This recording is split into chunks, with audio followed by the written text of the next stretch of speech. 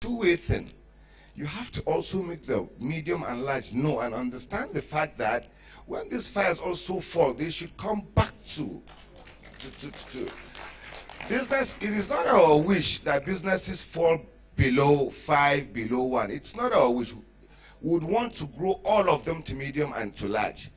But the emphasis is always move files to move files to move files to this. We'll move all of them. I think I moved more than 20, I think the last couple of days or so. I have a request of over 100 and something. I would move them. You understand? But in the same vein, if these taxpayers fall or decline in turnover, they should also be moved back so that we can re-nurture them to take them up, take it up to them. You understand? So while presenting to medium and large, make them understand this thing. And there's one thing about these turnovers, because I was privileged, let me put it a privilege, to have been a coordinating director, General Tax Operations Group, as at that time.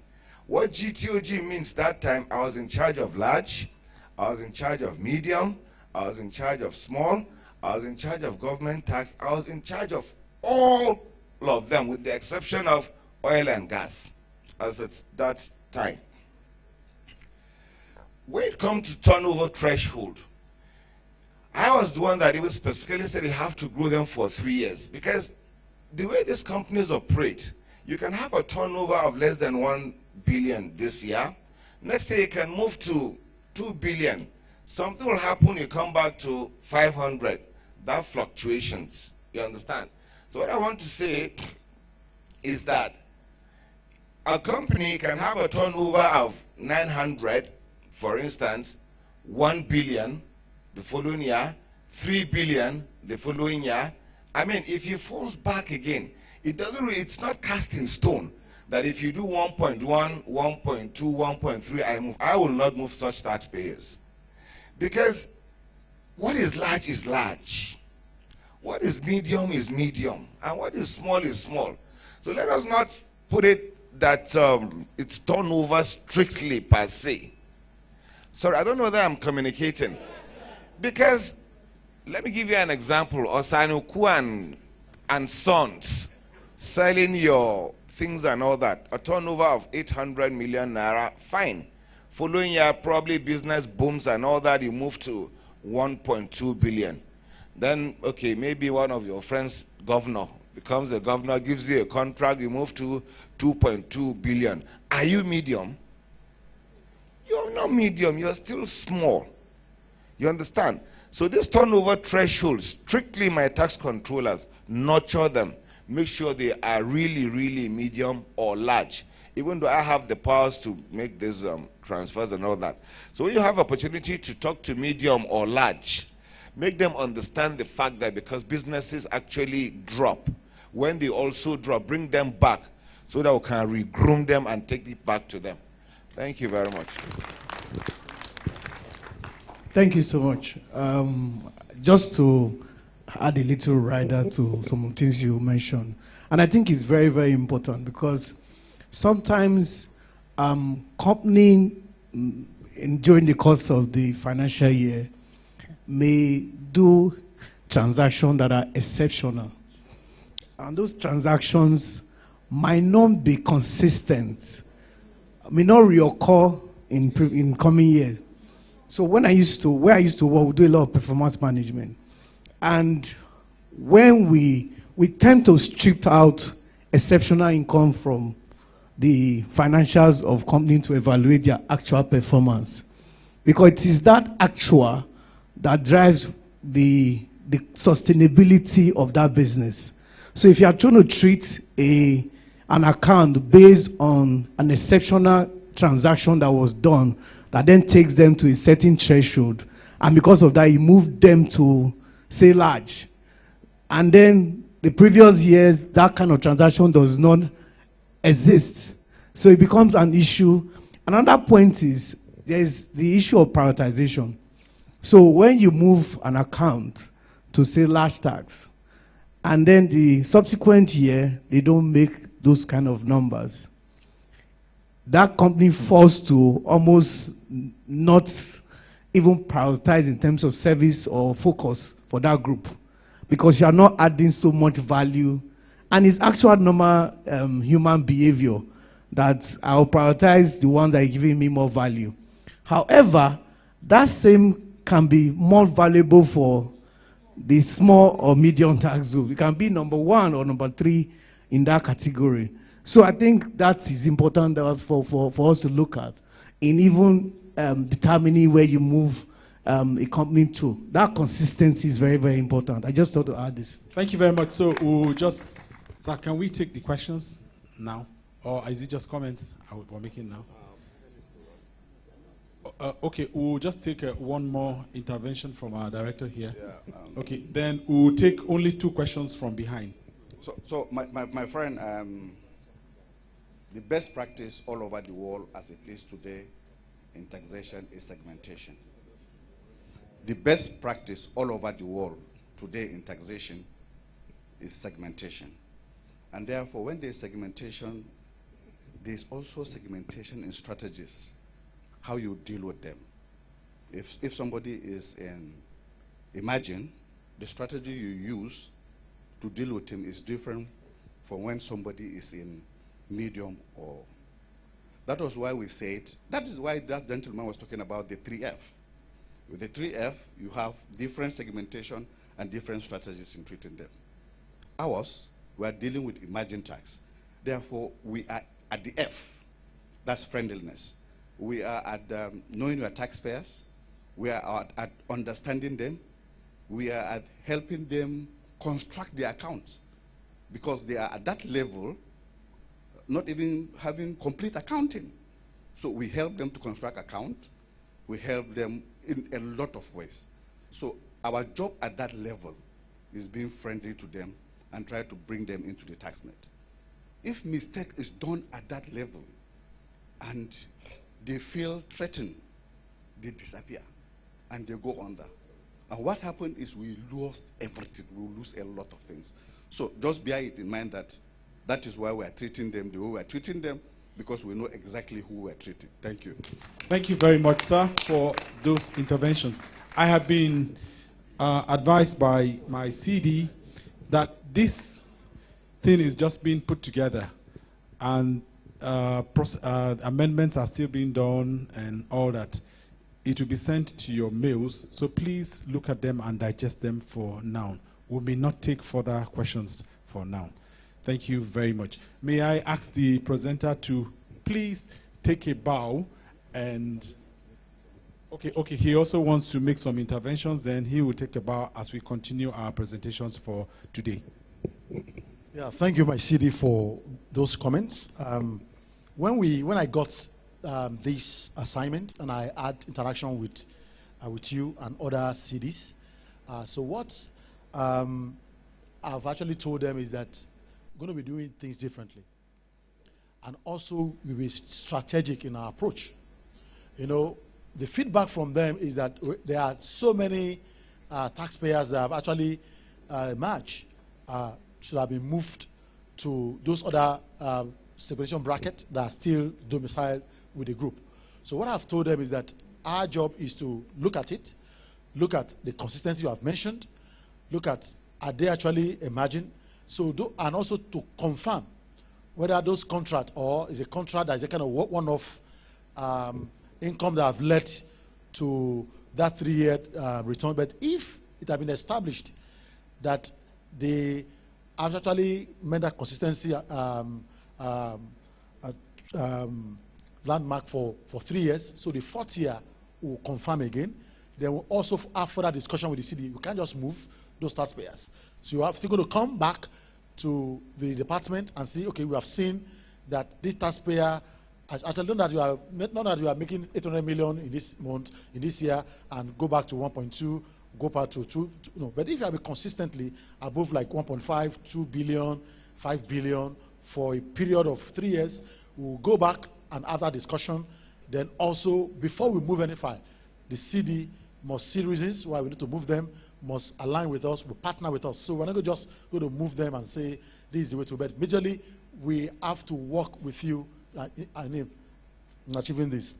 So, and one of the key discussion also had with the CDs is that when a taxpayer is actually need to be moved to either to medium to large, when they remain at small, they will be under-assessed.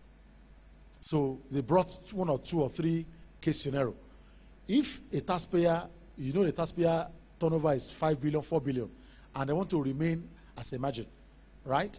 And you know that they are already need to be moved to the next segregation bracket, you see that they want to remain under-assessed. So, and also issue of specialization, because as you move, you know, we specialize.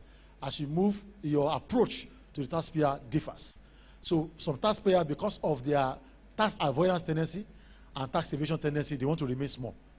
And you know that some of them actually have, but where they are just at the thin line between small and medium, we can't just move those files. But when you know that these are actually medium taxpayers, there's need for us to, after discussion, partner with the CDs, partner with the directors, then before we now recommend for them to be moved. So all you have mentioned, sir, we have noted that, but going forward, we'll be partnering with you, we'll be ensuring that we collaborate together and we work together.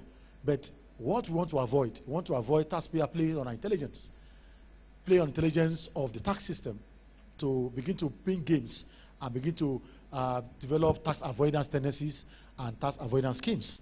So they want to pay tax, but they want to pay less tax. So, and that's why you see some of them, when you got them through those data, they want to refile. Recently, a taxpayer has a turnover of above, I think just in the medium, not in the margin, in the medium. Taxpayer, I think above 1.2 billion, thereabout. The taxpayer is making over 10 to 20 billion.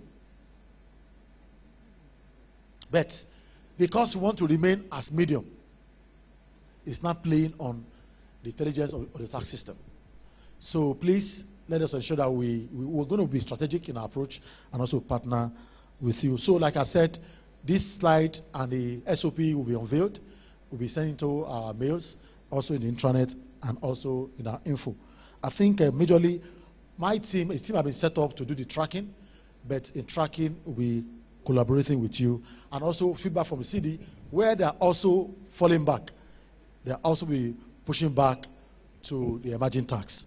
I want to thank you for the time, and God bless you, sir. Thank you very much, Mr. Osaneku. I got it this time around.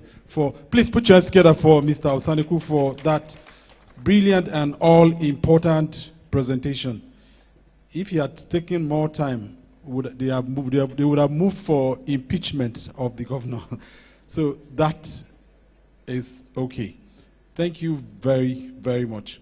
While he was having his presentation, we still had some of our leaders who walked into the hall. May I? All right. May I respectfully acknowledge in our presence here also the Chairman FCT IRS, who also walked in here while the presentation was going on. Please, can we put our hands together for some of us here who just came in? Also, the Director, Taxpayer Services Department, she's also here today. Could you just put your hands together for them, for identifying with us? Also, the VC of the FIRS Training School. Sir, you must train us this year. Please make welcome Mr. Tio Adek. Okay, I will come and see you. I must be trained. I need training. Okay, so that's all we know about when they mention FIRS, career and skill is training. Okay, so to take us further into the program for today, for those of you who have not done your registration, please register quickly. And I've been advised to inform you also that for those of us who are fasting, who have not obtained our meal ticket, please do that very quickly, because there will be no lunch for you if you don't grab your ticket now, so that you don't struggle and maybe complain later.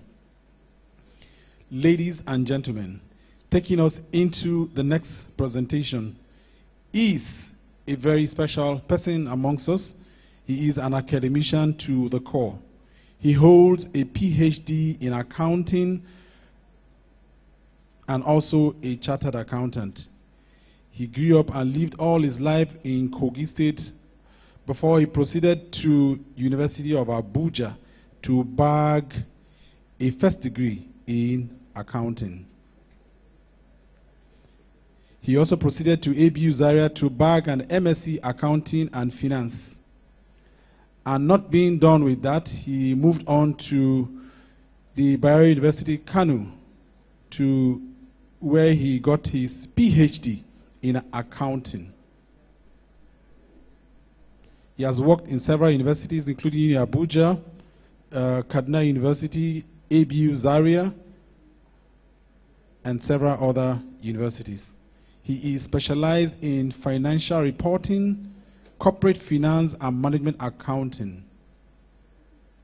Dr. Farouk is a recipient winner of several awards, including the top 3 Best Paper Award in 2019.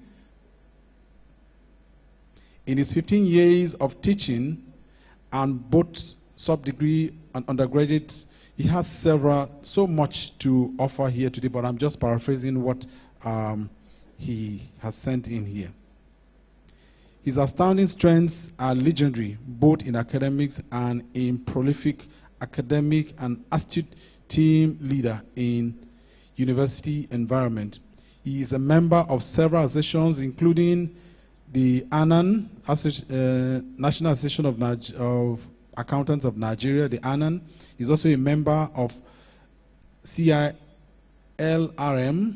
He's also several other bodies that he is a member of. Please make welcome Professor Musa Adeza Farouk, Professor of Accounting and Finance, College of Private Sector Accounting, Annan University, Kwal, Plateau State. Please put your hands together for the prof. He's a professor, and usually when you give the microphone to professors, you normally have to wrestle it out of them. But in this time around, it will not be like that, my prof. Thank you very much. You're welcome, sir.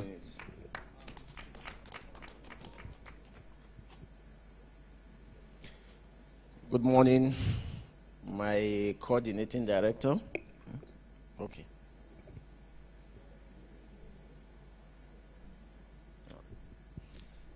Other directors here seated, our distinguished participants, and my dear students who are also here.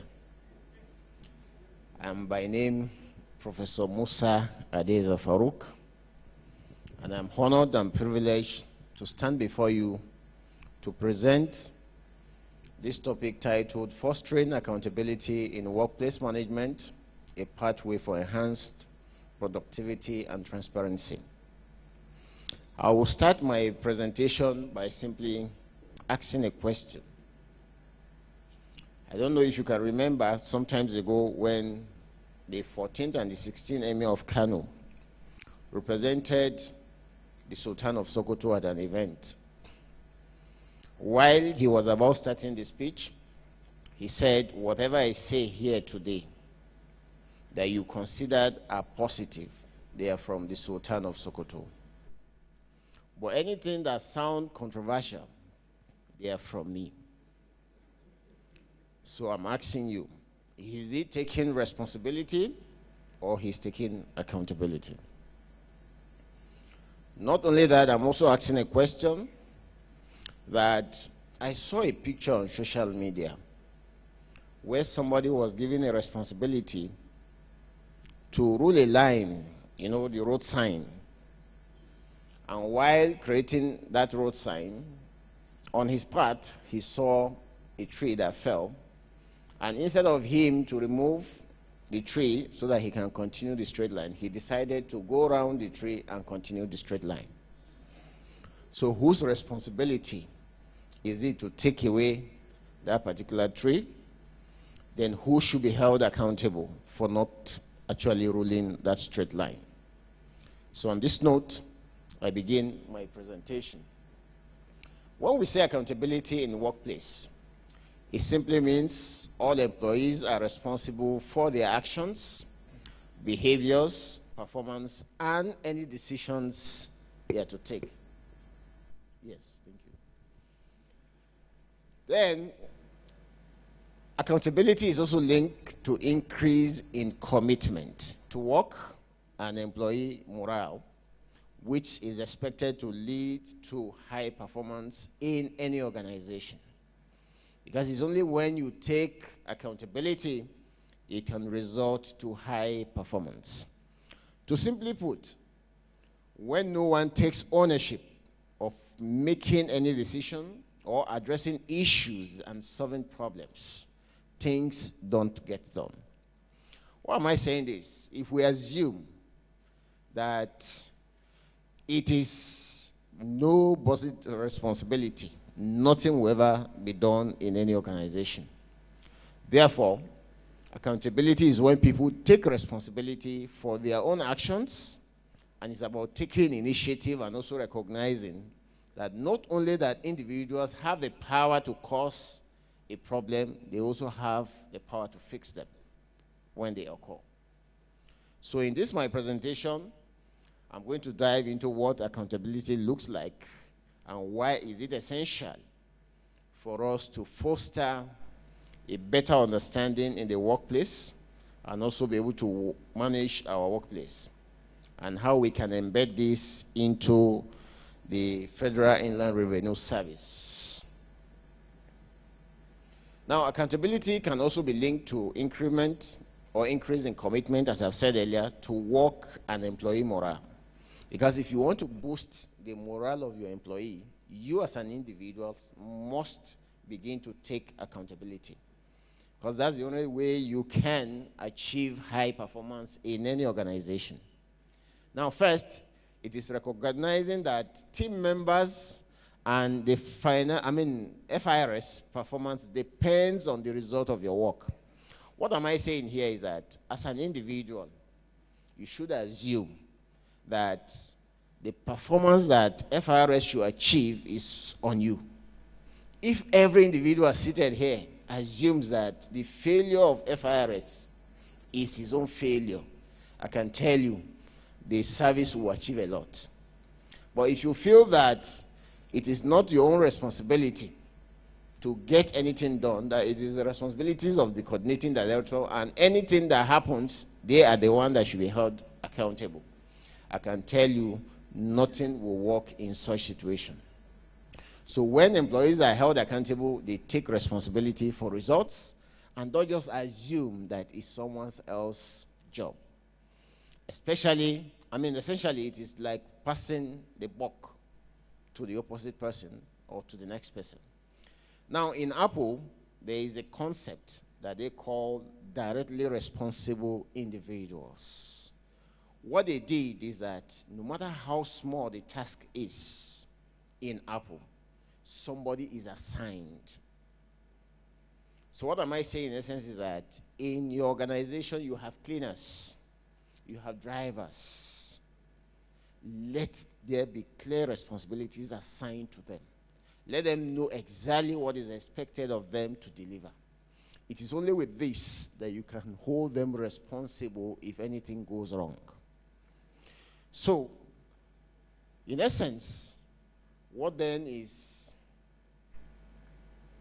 accountability at workplace? We can simply summarize them that accountability means punctuality. You need to be punctual. You realize that you schedule a meeting and people arrive late. While the MC was announcing earlier that we should begin the program, that as soon as the CD walks in, the program will take shape. In my mind, I was just thinking, I hope he arrives before 9:20. Because my presentation, based on the plan, is expected to commence 9:20. But when he walks in and we greeted, after a while, he came back to me again and said, please bear with us. There's a little adjustment in the program. What he's simply doing is what? Taking accountability. He didn't wait for those things to happen and begin to come back to me and say, we have changed the program. He came first, even before the commencement of the program. So he's being what? Proactive. He doesn't wait for things to happen to react, but he's rather proactive. Now, the second aspect of showing accountability is honesty. tell the truth, even though it hurts you. Even though it's against you, tell the truth. If there's any mistake you do in your organization, be ready to own up that the problem is actually coming from you. Because what it does for you is that once you own up that this mistake is actually committed to you, you are also ready to solve the problem. But once you are avoiding taking responsibility and you're not being honest, meaning that you're not even ready to provide a solution to what you're running away from. Then the next one I mentioned earlier is what being proactive. Don't wait. Take actions. Because of your experience in the service, there are certain things you already know that once these things are done this way, this is where it will eventually lead us to. So once you see those signs, you don't need to wait for them to happen. Begin to take actions. Begin to call on the relevant authority that should handle those things. I can tell you that in the organization where I work, there was a particular building where a tap is always draining water. So I expected the person in charge to take action. They were not ready to take action. So will I just close my mouth and say, it's not my job? I called on the director of finance and said, this thing is happening. And I have observed it over time. I have complained and nothing is being done. I am ready to pay for the service. Call somebody to come and fix it. And in the course of the presentation of the CDS today, he said, there are a lot of things that you are doing that you think people don't notice them. People are taking notes. Make your own contribution. Continue to add your value. The day you'll be paid for it will certainly arrive. And you'll be surprised. All right? People are taking notes. It's only you that feels that people are not taking notes of your efforts or your contribution in an organization. Now, the next is acting with integrity. It's also part of accountability. Why? Because employees do what they say they will and when they say they will. Once you are ready and you're committed and you have said that you are going to do this, make sure you actually, bring it to limelight. Make sure you actually do them. So don't wait. That's part of showing integrity and it's part of accountability. Then the emotional intelligence. We are not interested in your emotions. You should be ready to take up responsibility about your feelings, what you feel about certain things. Don't push it over, all right, for others. Then vulnerability. Employees admit their errors instead of rushing to cover up mistakes. You have actually committed an error. Be ready to own up that this error is coming from me, so I'll make sure those things are corrected and not allow it happen subsequently, right? Because it's only when you begin to show that you are actually responsible, that's the only way you can record success in the organization. Then the next is communication. You must be ready to communicate, right? While you communicate with your superiors and telling them your challenges, they will be able to help you in the process, all right? So you need that communication between you and your superiors that have actually assigned you certain responsibility to carry out in the organization. Then, what is the difference between accountability and responsibility? I will tell you there is a thin line between the two. Most often you might mix them up. And what is the thin line? I'll simply tell you, responsibility refers to the task an employee is expected to perform. That's responsibility. But accountability is the commitment to deliver results and also answer for the outcomes. You must be committed. That's only when you show accountability. If the responsibilities are there and they are well defined, that these are what you are expected to do, it is responsibility, you are expected to achieve them. But you require more effort, and that is commitment to achieve those responsibilities or to perform those responsibilities. And not only by performing those responsibilities, you also must be ready to take actions or to agree to the outcome, whether positive or negative at the end of the day. You must be ready to accept that it was what led to this failure. During the interaction yesterday, the director in charge of the North, the agreement was that the revenue that came from there was very small, but they were able to.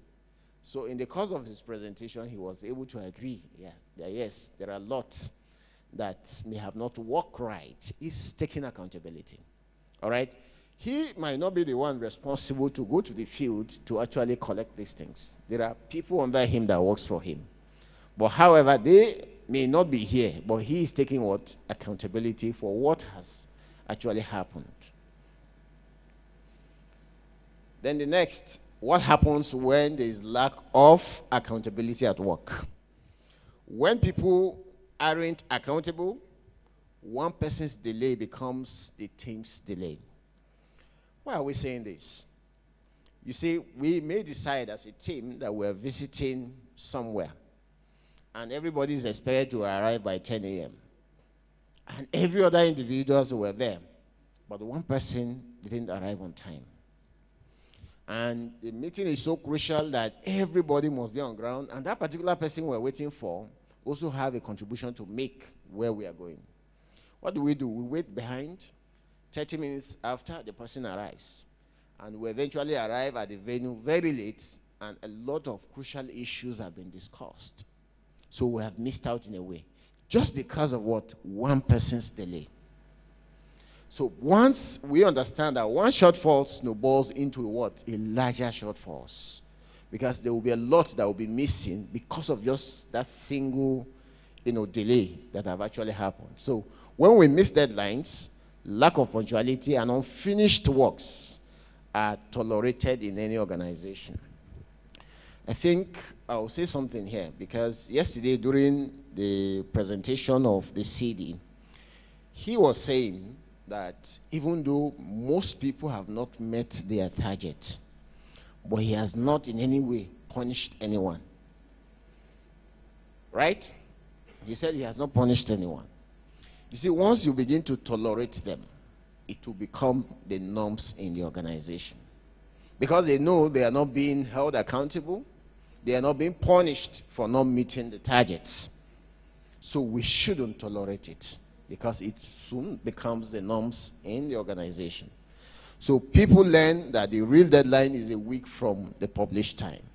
For example, if they know you as the boss, you are an individual, that once you say this is a deadline, they know that it's a week's time that is actually the deadline.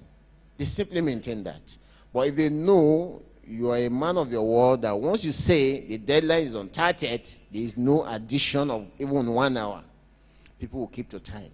If they know you come to meeting late, 10 minutes after the meeting is expected to have been commenced, they already know that in the next 10 minutes you arrive. So people will keep to that. They will not arrive the venue early enough.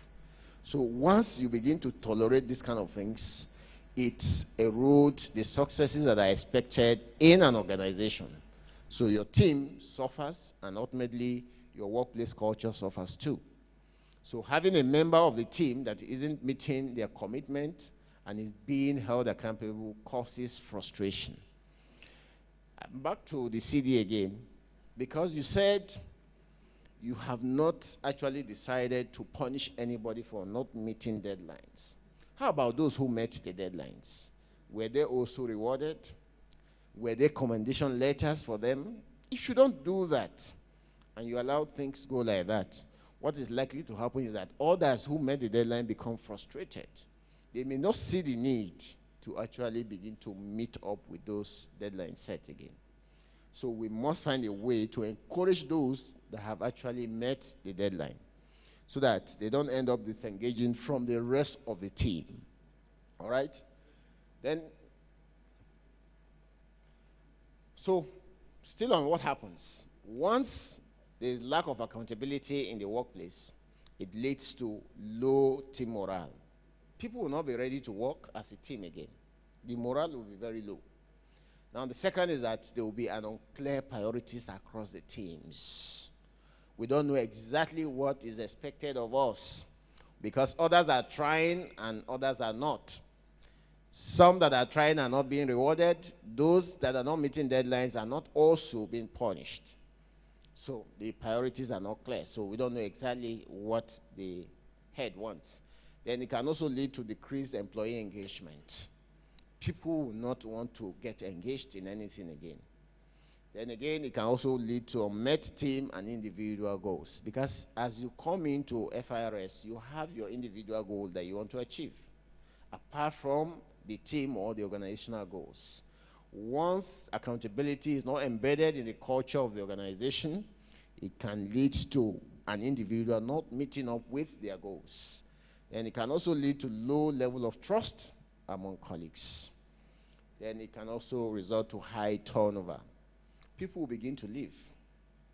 I can tell you, in the course of the MC reading my citation, he mentioned I have worked with a series of universities. And then university is my 6th university.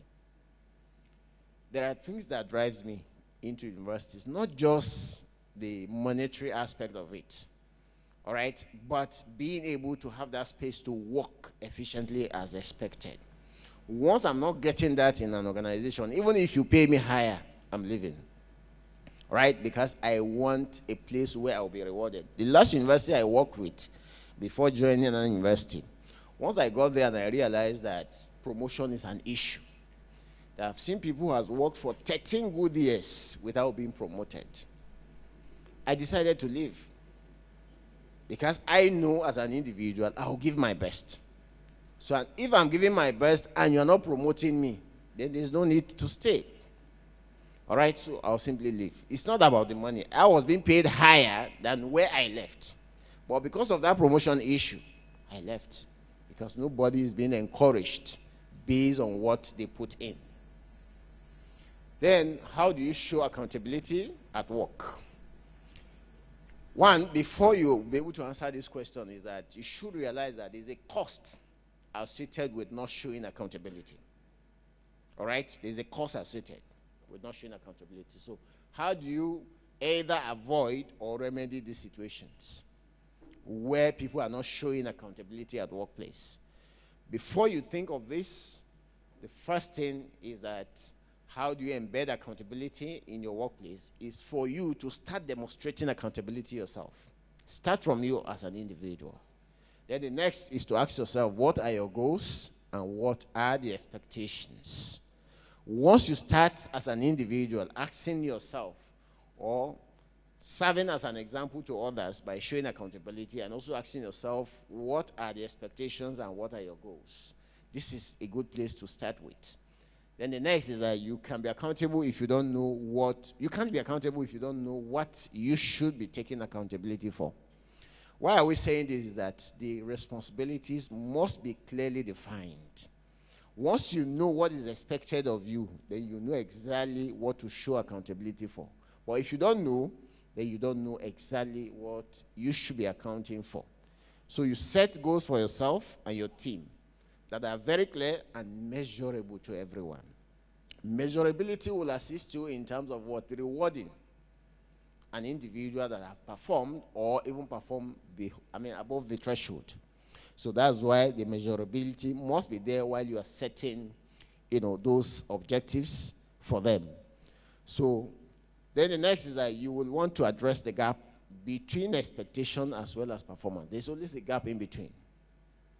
So, and the gap is that once you understand your goals and expectation, you can bridge the gap between what you're actually doing and what you are supposed to be doing. So it is there any absence where things are getting lost because you didn't realize they fall on your plate or on your table? There are situations where an individual in an organization might not even be aware that this particular responsibility is under his office. So, and once you don't know that particular responsibility fall under your office, then you are not even ready to take accountability. So the first thing is for you to know.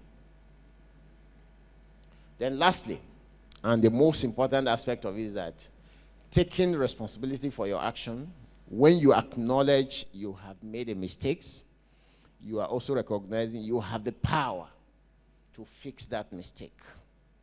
And that is the beauty of accountability. Don't run away.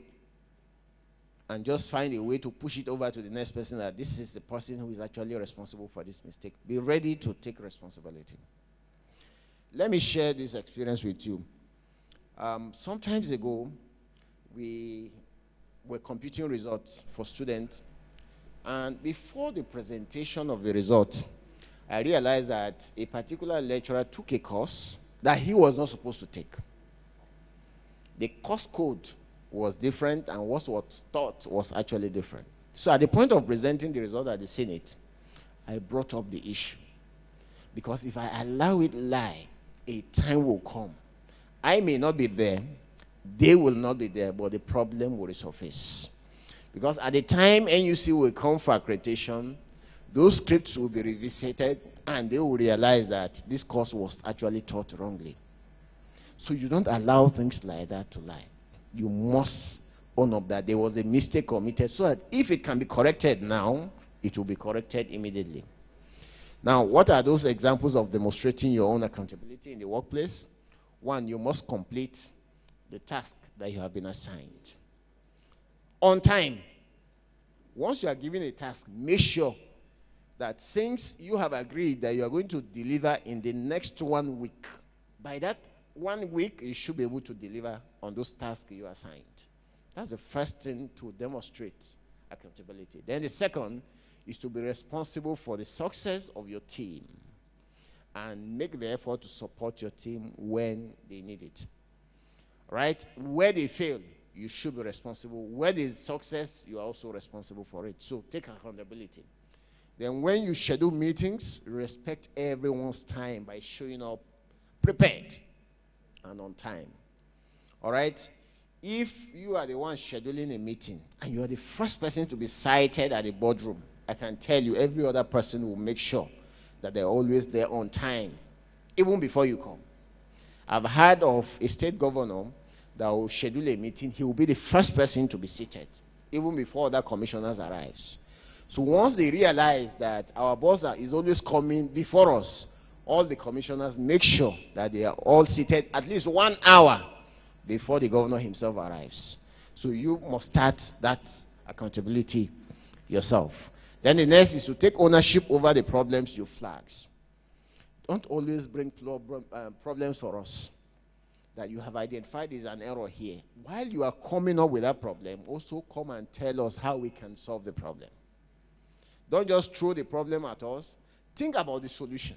So that in a boardroom, as you begin to tell us that these are the problems you have identified, then also tell us that these are areas you think we can actually come in to solve the problem. So don't be a problem creator without also providing solutions to how we can solve the problem. Then don't sweep problems under the rug or assume the issue is already being addressed. Just like I told you earlier, that issue I raised in the Senate, it was just discussed and nothing happened. By the next Senate, when we're considering results again, I raised the issue. I continued to raise the issue until that problem was addressed. So you don't just assume and feel that that problem has been addressed. You have to keep bringing them up until it ceases to exist. Then ask for support when you need it, and also support teams when they need it too. Then how to make accountability a core part of your culture and a core value for your team. Lead by example and hold yourself accountable first. Then set the team goals. Work on your feedback skills. I'll ask a question here. While I was about paying my children's school fees, I reached out to the head teacher and I said, provide me account detail. He said he's no longer working in the school. I said, what happened? So while he was narrating the story, he said, the owner of the school has given him a marching order not to allow the children who are yet to pay school fees to write exams. But he felt that even though there are delay in payment of school fees, if you deny them of writing exam, how about if they eventually pay? How do you now bring back the exam for them? So when the man was asking him what happened, so he now said, you know, we need to deploy, we need to be diplomatic. So that's why he decided to allow the children to write. So the language of the feedback was wrong. So and the man sacked him there and there. So you have to be careful in the language of the feedback you give your boss. All right? Because even though you are expected to be accountable for whatever happens, but the language of the feedback is very, very important, is key. Then again, there must be a creation of a two-way feedback. It shouldn't just be coming from one person. Even at every interval, the boss should also ask, what have you been doing? Where have you reached? And what can I do to assist you in achieving your set objectives? Then make accountability a habit. Keep track of your commitment and hold each other's accountable. I usually tell my students, I said, if you want to do external defense, let's assume you have defended internally and you want to do external defense. Most often, we don't send one person's work to external examiner. We wait until we have a reasonable number. I said, what you need to do is that it's not just about you now. You need to pull others. Tell others. Encourage them to finish up. All you need to do is to tell them, where have you got into? How can I come in to assist you? You are not just doing that to assist him to graduate. You also need to assist yourself to also graduate. So it's a teamwork. I can tell you, while I was about doing my external examination defense at PhD level, while I was informed that my external examination has been fixed, so I immediately called the other colleague I was working together with. Have you also gotten the same notifications? She said, no. I said, then I have been invited, so you need to do something. Before I knew it, the entire date was changed just because of her.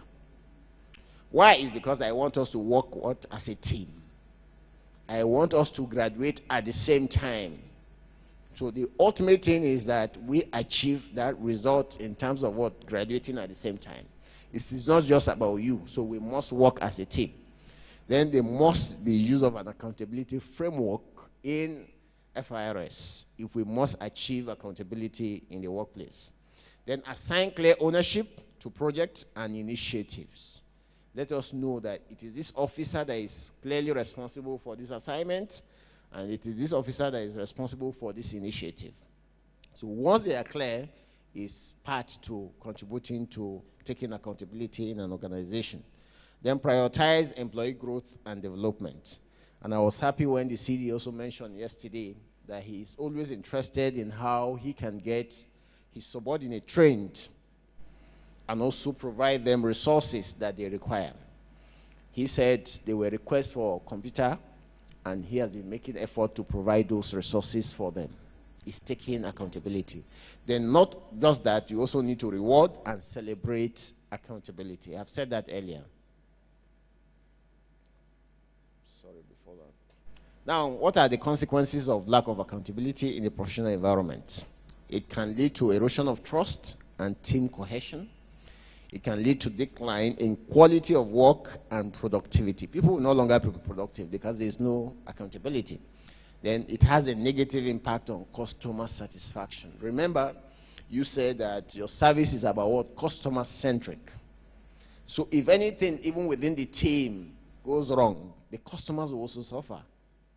All right, so that's why we have to make sure that each and every individual in the team takes accountability. And finally, it can also lead to stunted growth and also innovation, because people will not be ready to come up with ideas because they are not ready to take accountability for what happened. And finally, I conclude by saying building a culture of accountability is no easy feat, but it is essential for any organization's success. Establishing clear expectations help provide each team members with a detailed understanding of their roles, responsibilities, and the standard they are to uphold.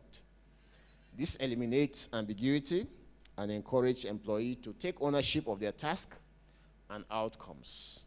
Open communication also plays a very vital role in fostering this environment. We must be open to communication, thereby allowing employees to share ideas, voice their concerns. They shouldn't be suppressed. Let them speak up. And I will also say this again. The CD said yesterday that there was an officer who usually calls on things that are very minor, that shouldn't even be directed to, his desk. I can tell you, we suffer the same fate. students will need the account of the university, they will come to me and ask. It's because of the way you have made yourself open to them. All right? They feel more comfortable coming to you. We should still find a way to tolerate them. All right? Because they feel safe in your hand. So, address difficulty quickly, facilitate team trust, and streamline issues resolution. Regular feedback enables them to understand their performance while recognizing their achievement reinforces accountability. And lastly, leading by example is a powerful tool when leaders demonstrate accountability and admit to mistakes. It encourages their team members to do the same. And a well-structured accountability framework coupled with resources and opportunities for personal growth. I've said that earlier, that you don't just allow or want people to take accountability without creating room for them to grow. I mentioned issue of promotion in my workplace, and that was why I left. All right, so provides an employee a clear path towards achieving and demonstrating accountability. Thank you very much for listening.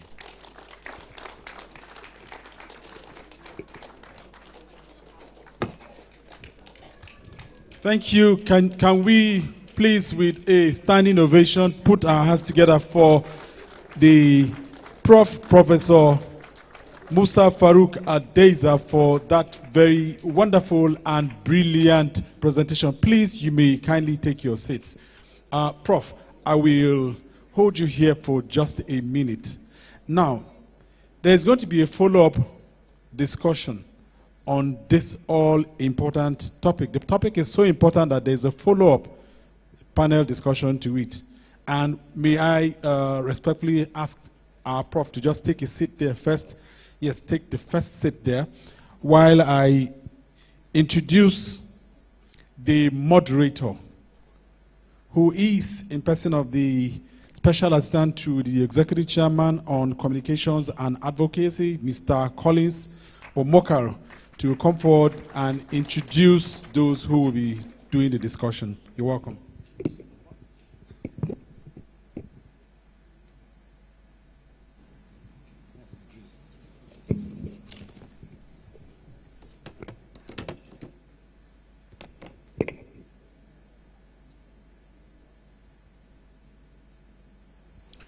Good morning, everyone.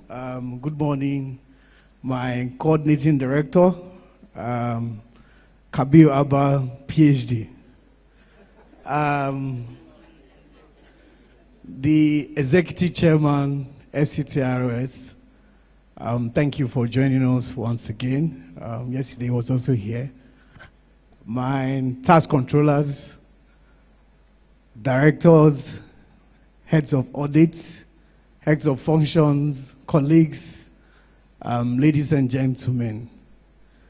It is actually a very, very great honor to have Professor Musa Farouk dissect this topical area, very, very important area, and so we thank you once again for the job well done. Please let's give a round of applause to the professor. I personally want to say thank you for inviting me to be part of this retreat. I personally found this as a very, very interesting privilege to be here. And I want to congratulate and also commend this group for making this approach a regional structure, you know, because of your shared size, and also importantly, the fact that we need to also directly engage our colleagues to share this vision and the plan for this year. So I say thank you again for that. Additionally, I wanted to also use this opportunity to appreciate the coordinating director, because a lot of the few successes that we have achieved this year, some of which we discussed in his office. And he had that very open door policy where we engage. And when he has concerns around communication, we also share. And so I say thank you again for the opportunity now, always finding time to give that insights and in what we do and making our environment a lot better. So now back to my assignment this morning. As the prof has rightly dissected, workplace accountability is a cornerstone to any successful organization because it helps to promote ownership in what is said, efficiency, and of course, a very strong level of transparency in our operations. So as for us, as we continue to evolve as a tax administration institution, the need to emphasize and prioritize accountability becomes so critical in achieving our goals. So please join me as I welcome our esteemed panelists today who will be dissecting this conversation further. And I would like to first invite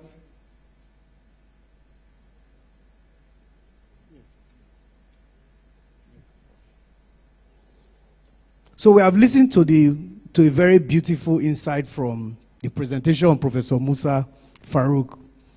And what we are going to do now is to further unpack this conversation through this panel session. We'll be featuring professionals who have distinguished themselves in this aspect of driving accountability, transparency, and growth among our workforce, and of course, both at the national and sub-national level.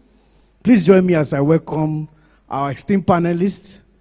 The first of our panelists is Mr. Tio Adego, Acting Director, Career and Skills Development Department. With his experience in human capital development, Mr. Adego will provide insight into how promoting accountability contributes to employee performance and professional growth. Second is Lovett Onanuga, PhD, Director of Taxpayer Services. She will speak on how workplace accountability influences service delivery and taxpayers' engagement.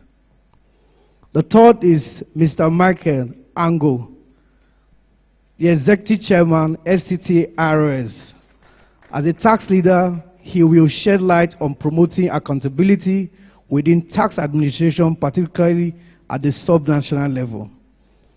And I think at this point, I would also like us to give a round of applause to the prof as he returns back to his seat. That was an error from the moderator initially, so please, thank you so much, Prof. We'll also invite you at some point for the pictures. Thank you so much.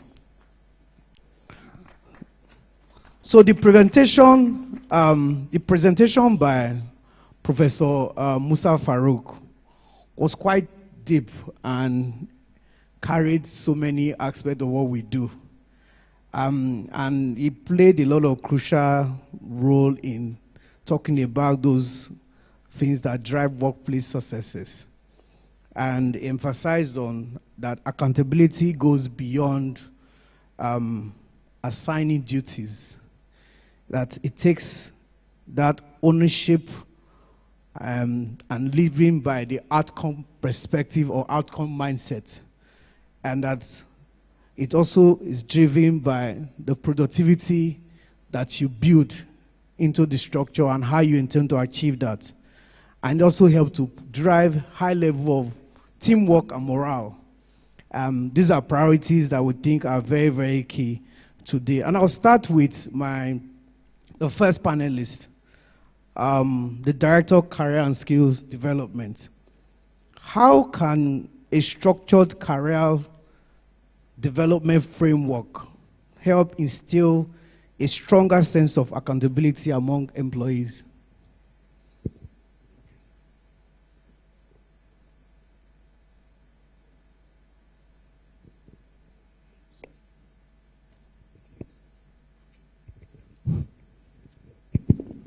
All right. Thank you. Good morning, ladies and gentlemen. My CD, thank you very much for this opportunity to come and share and discuss with my colleagues all around the service. In everything we want to do, there is always, first of all, the need to be very clear about what you are doing and why you are doing it. Now, in talking about accountability, and particularly accountability in the workplace, first of all, we need to be sure that you, the person that we're asking this question of, understands what you are expected to do. So first, we must clearly define expectations, just as the prophet said. We must clearly define expectations. What do you want of me in this role, or in this assignment, or in this initiative? What do you want of me? What are my outcomes supposed to be? When am I supposed to start and finish this? And so that I can have a clear understanding of the parameters of whatever I'm supposed to do, so that by the time I now put myself into the work, I am able to make a clear, let me say, pathway from where I am to achieving what is expected of me. Yes, we say something about employees and their engagement with whatever is being given to them to do. So it starts from there. For an employee to get engaged with whatever responsibility they are given, they must know what it is expected for them to do. We also need to have, and in line with that, one thing that we can use to help that is your KPIs. Now we are going through a process. We are trying to reestablish, one, your job description. There's an ongoing project right now in the service where job descriptions are being properly outlined and captured, so that from beginning, when you are given any assignment or anything, this is who you are, this is what is expected of this role, this responsibility, should we say, this activity you are going to take up. These are the specifications. These are the standards to be met. These are the results to be gotten. This is the reporting standard, what you are supposed to do. Then on top of all this are your KPIs, what are supposed to push you to perform. These are the performance standards expected of you. You understand that. And once you have that clear understanding, it helps you to do what? To picture yourself and plan how you will deliver. You're already now engaged with that process.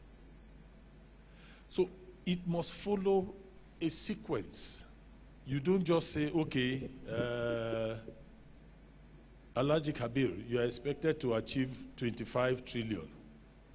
So go and do 25 trillion. How am I supposed to do this 25 trillion? What are the parameters around achieving the 25 trillion? What are the standards? How can I measure myself from beginning to end? What am I supposed to do at this point or at that point? If he doesn't understand it, he just goes and sits down and be looking, where does 25 trillion come from? Once you set these goals for a person, you are able to put in place things that will support them achieving those targets that you have set for them.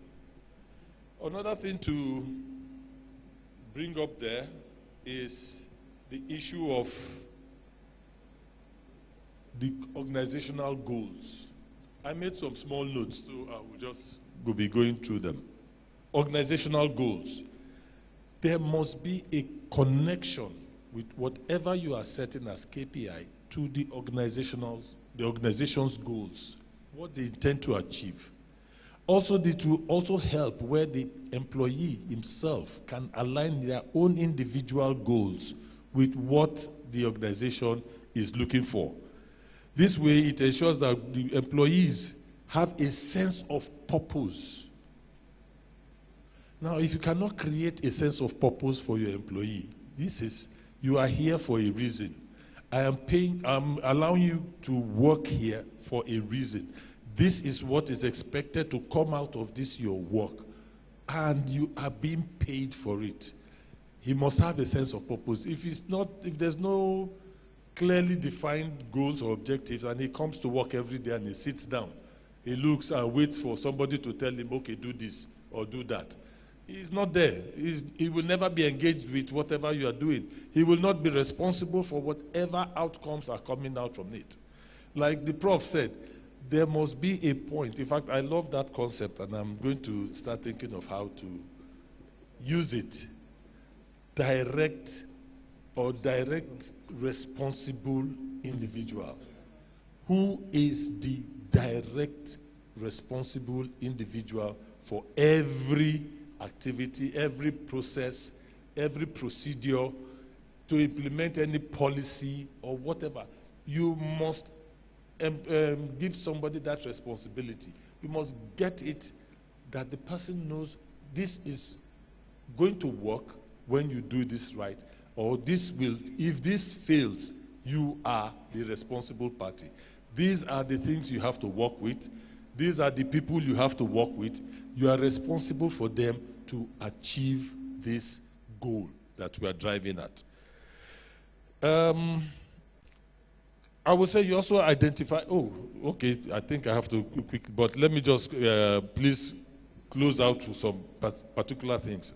I loved one of the things that the prof also said about leadership by example. If you do not show accountability as a leader, don't expect accountability from your subordinates or from those working with you. If what you present, you cannot walk the talk, because no matter what, everybody will look up to you. You are the leader. You are the person setting the pace for us to achieve whatever we need to achieve. You must be seen to also be walking the talk. And lastly, there's the issue of merit.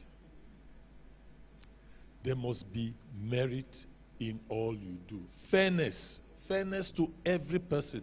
That I come every day and I do my best, I must be properly rewarded. I must be properly recognized. He said, you see a situation where promotion is denied and he will walk off. Yes. In my younger days, I changed a lot of organizations too, like you. If I am not happy with the work ethics or the general atmosphere of work, even in corporate organizations that I worked with, I will leave. Every time I attend interview, particularly at even in promotion interviews, this question always comes: why did you leave Shell? Yes, I worked in Shell. I walked away from Shell. Why would I leave Shell? At that time, it was just a simple case of we were being caged in silos and you don't see anything you are doing. Whatever you are doing, you are just there. You are just being given, as we say, arm robber salary. And you cannot get any sense of achievement of whatever you were doing. Whatever was going on outside, you will never be brought in. And then at any point, so, okay, thank you very much. Thank you very much. Please, a round of applause for him. I think what she has said is there must be a science in what we're doing as leaders, and that must obviously align with the broad organizational goal, just as the individual goal. So thank you so much, Director, for that. To the Director of Taxpayer Services, how does accountability within the workforce translate into better service delivery for taxpayers? Thank you, moderator. Good morning, my CD. Good morning, directors. Good morning, special guests. Good morning, Little Prof. louder? Louder? Sorry? Okay. I want to put it in my mouth. Okay, so thank you very much for the opportunity. Hello? I think this is better. Okay. So thank you very much once more, sir, my CD, for the opportunity to, attend today's session and to be on this panel to discuss today's paper. First of all, I must say that the Professor Farouk, you are a professor, and you have spent years on this topic. You just stood there and talked like, it was just coming off like that. Do you understand? And so today, I don't think, in all honesty, I can do justice to the paper on this panel after just listening to you deliver the paper over how many minutes. But I consider myself privileged because it was a learning time for me. It's a learning time for me. I learned a lot from your paper, and I just want to thank you for taking the time to put together such a brilliant paper on accountability and how it enhances the workplace productivity. Thank you very much, Prof. So having said that, I will just attempt to, because right now my brain is still processing all that I learned this morning.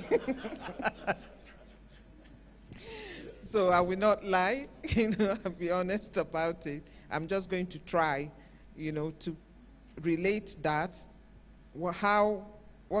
The question is, how does accountability within the workplace translate into better service delivery for taxpayers? Okay? I think after this, maybe, Prof, I'll come and meet you so that we can do, you can do some training for me, proper training for me, but from what you said today, Prof told us the importance of accountability in the workplace.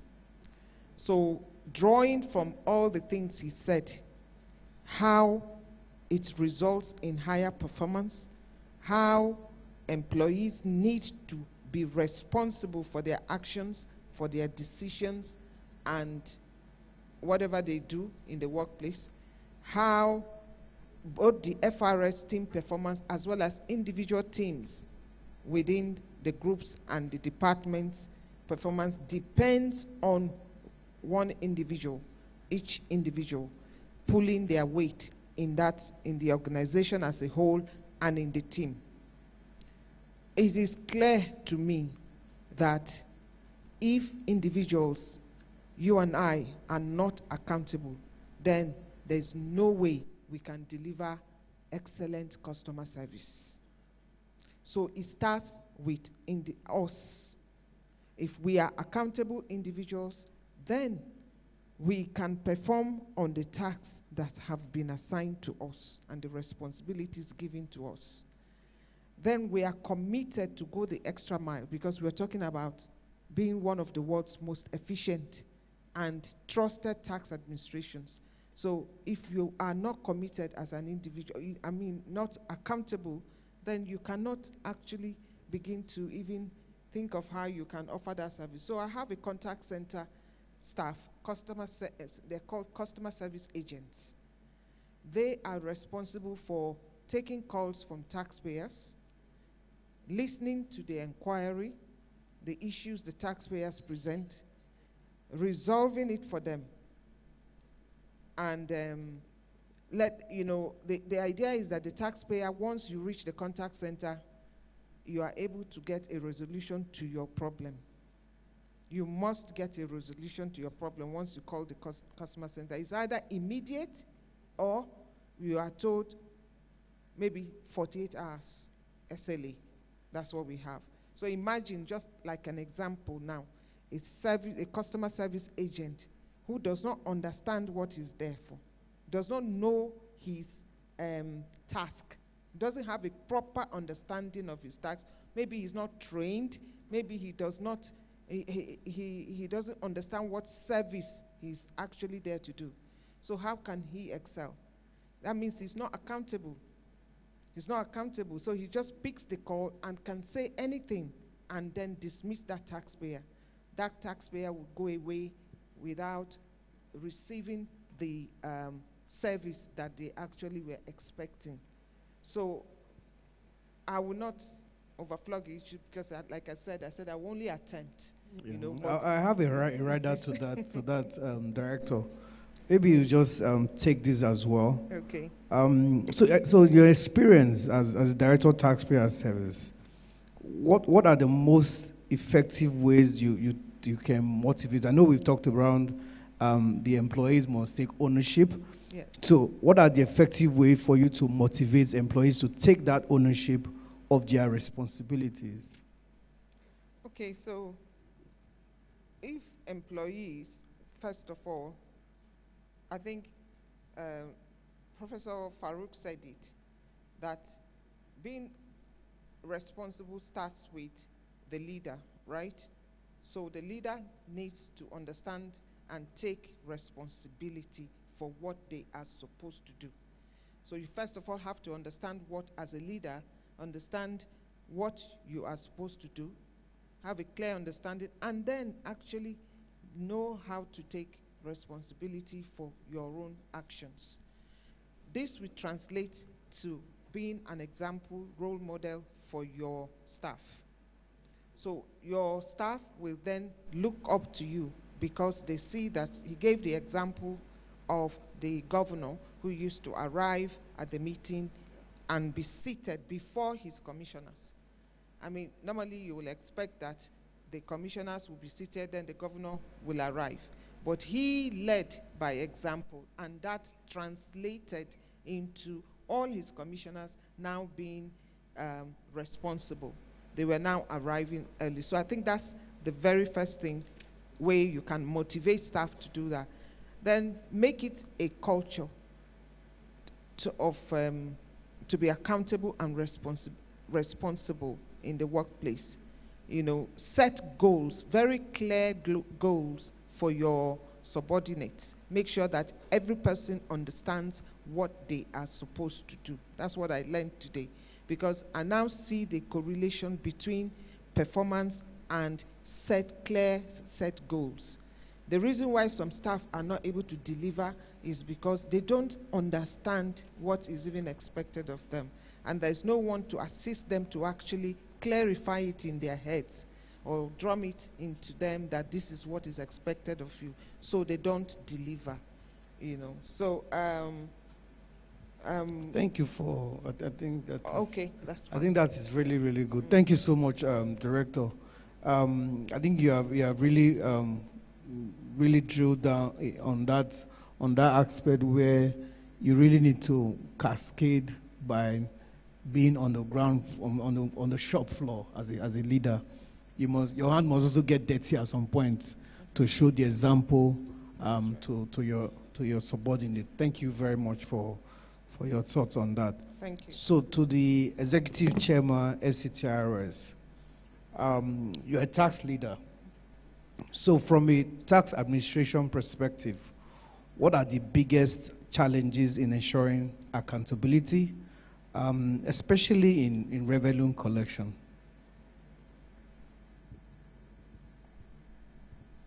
Good morning, everyone. Thank you for giving me the opportunity to come and speak to you this morning. Prof, thank you for that excellent presentation.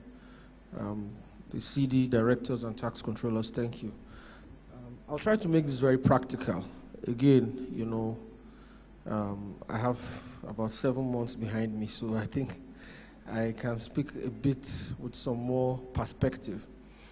I think the two important or critical components for me of accountability in the tax system are the systems and persons. So when I say systems, I mean your systems include your laws, your regulations, your policies, and then of course even your technology that you have. So basically, I'd say your laws are your infrastructure. But you see, that's just one aspect. The second and very critical component for accountability is persons too. And persons speak to the kind of personnel you have, their level of competence, their experience, their knowledge, and their personal drive or their personal understanding of what accountability really is. And I've heard us say here this morning that accountability, people need to be made to be accountable and all that. But I will say that for me, accountability is also personal. And I'll say that from the perspective of someone who has been in the military before. If you go to war and then your commanding officer says, go and stand in front of a bullet or go and sit on a grenade or a bomb, I'm not sure you will do it. You're personally responsible for your life and your safety. So let us even assume for purposes of argument that our leaders are not accountable. I do not think that that is an example or that is enough excuse for us not to be accountable in our own little sphere. And so for me, it starts from the very individual space that you have. When a taxpayer walks into the tax office, what is your sense of why he or she is coming to you? When a company comes to file their returns or make an inquiry, what is your sense of why that person has come? So accountability starts from the very little things we do. I had an incident when I resumed. A taxpayer came to my office or to an office and wanted to register. And the very first thing the person who told him is that you need to pay some money to register, to get a tax identification number. And they just started harassing the guy, just registration. And the guy came back and he sent me a long email. I don't know how he got my email address. And unfortunately for the staff, he was actually recording them. So he says he was an investigative journalist or something.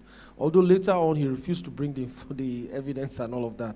But it gave me a lot of concern. So I called the staff to my office and I said, look, do you not even understand that even for your dignity as a person, how can somebody walk into your office and the very first thing you are asking he or she is to pay you money for registration? Do you not see that this even debases you as a human being? So for me, I think that I will look at accountability from what you as an individual deems to be your responsibility or your role in this organization. And I always tell people that when I came to FIRS in 2008, we still had some 504s parked in the car park. I used to tell my staff that. And what did that symbolize? It was an emerging service at that time. But today, I always tell them that if we buy a Camry for Oga Kabir LE, he will reject it. He wants XLE because the organization has grown to the point where we're able to afford to take care of our coordinating directors, we're able to afford to take care of our directors and take care of our staff. I can tell you that my income level in FCTIRS is lower than that of a manager or senior manager in FIRS. But that is not to say that we cannot get there, but we can only get there if the individuals in that organization understand that accountability is also to yourself, and then ultimately then cascades to the organization. I'll tell you a story which my brother told me. He's a surgeon, a gynecologist. He said he was in a theater with another colleague, and while they were operating on a lady, the other guy made an error and I think he cut an artery, and the lady started to bleed profusely. And for whatever reason, he lost his cool in the theater. And then he started saying to my brother, Dr. Angu, let's cover her up, let's cover her up. So my brother just kept quiet, finished what he was doing, came, clamped the artery, and then asked them to quickly, do some transfusion, and then was able to suture it back, and, the lady survived. But the point is that that guy did not understand what accountability was. Because at the end of the year, she died in surgery. Nobody, you might do an autopsy, well, she bled, and, it happens. But my brother, on the other hand, understood what it meant to be accountable. It was a personal decision for him. It wasn't about whether he was being paid a good salary. It wasn't about whether he was going to go on a vacation or he had, a bonus. And so for me, that's where I take it. But lastly, to say that, look, one of the things that we can do to improve accountability, and I know it's a controversial thing, but I say, why can't taxpayers know what we collect daily? Why can't we have a portal where our taxpayers can go and see what we've collected today for VAT, for CIT, what we're doing, how many companies have filed, how many companies haven't filed, who is owing? For me, I think that, look, taxation has gotten to the point where the information should be out there. When I resumed in the office, I got information of about 10,000 individuals, high net worth individuals in Abuja. And I went to meet my boss. And you know how my boss is? As soon as I gave him the paper, the next thing he said, go and publish it. And I said, sir, we can't publish it yet. We have to, write them, give them, you know, an opportunity to come and pay. If they don't pay, we'll issue BOJ and all that. But the point is that, yes, you can't be holding government money and then you still want us to treat you with all the dignity and all the respect as a big man. But like I said, at the end of the day, we also as taxmen, we have to be able to let people know what we're doing. It's open. It's not your money, it's not my money, it is government money, it is revenue for the federation. So for me, I feel that maybe we can start at the level of the tax offices. When people come, let's have a chat or a board where they see what's happening. I know that when I go to CD's office or Chief of Staff's office, there's a TV screen where you can see these things dropping. Maybe, sir, we should also have these things in the tax offices, in the offices of the directors, in the office of the tax controllers, in real time. So when a taxpayer comes in, he knows that this is your money, this is where it is going. You know, so for me, back to what I said again, systems and persons. But if I were to choose one over the other, I would choose the persons. Because systems can be manipulated, systems can be changed. I mean, just we woke up on Monday or so and government said they don't want to use remitter again. There's going to be a new payment system and all of that. But the individual is going to be here forever. Remitter will come and go, system specs will come and go, tax pro will come and go. But you and I, or the persons who are superintending over this organization, will continue to remain. And as long as we as individuals take it upon ourselves to be accountable for what we do daily, and we believe that we're answerable to the Nigerian people, I think we will get to a place where accountability will not be a topic that Prof has to come and lecture us on. Thank you so much. Thank you so much. I really like the context that you shared. And that means that for us as individuals, we must understand that we are the first line enablers of whatever the process, whatever the structure, whatever the desired outcome we want. We are the one that carries it. And obviously then takes us back to the need to build that capacity as individual to understand the process, understand the procedures, and of course understand the standard operating procedure that also has been defined. And again, because technology or other type tools are just an enabler, it's just also to make it better for you to offer that service. Another very important thing you mentioned, which is the empathy, the human face to the work that we do. That's why organizations, they believe heavily on the human over technology. That's where we must also embody that as tax practitioners, as individuals, as tax drivers for the nation. And that's where we know that the prosperity of our nation really, really heavily depend on the collective of what we do. So I thank you very much for your thought on that. I'll go back to the Director Career and Skills to just, as an addition to what you have shared, from the human capital perspective, what sort of strategies should FIRS adopt to ensure that accountability is entrenched at all levels of the workforce? Well, first things, let's say we'll look at the employee as a total package from the start to the end. The start, how do you recruit when you bring in new people into your system? Now, the kind of organization we have, one major area that is of utmost importance is integrity, because what we are dealing with is financial, and it's easy to get easily, in quote, tempted. So from your recruitment process, there are systems or there are models that can be used so that you will try to find a way to picture the person and their, let me say, their integrity index, and be able to measure it and have a clear standard of who the kind of person we want to come into the system. Then going further, as the person is growing, the issues of accountability, that is particularly performance monitoring, performance management. Performance management. Yes, I know what my KPIs are. Yes, I know what the standards of performance that is expected of me. Yes, I know I'm continuously being monitored.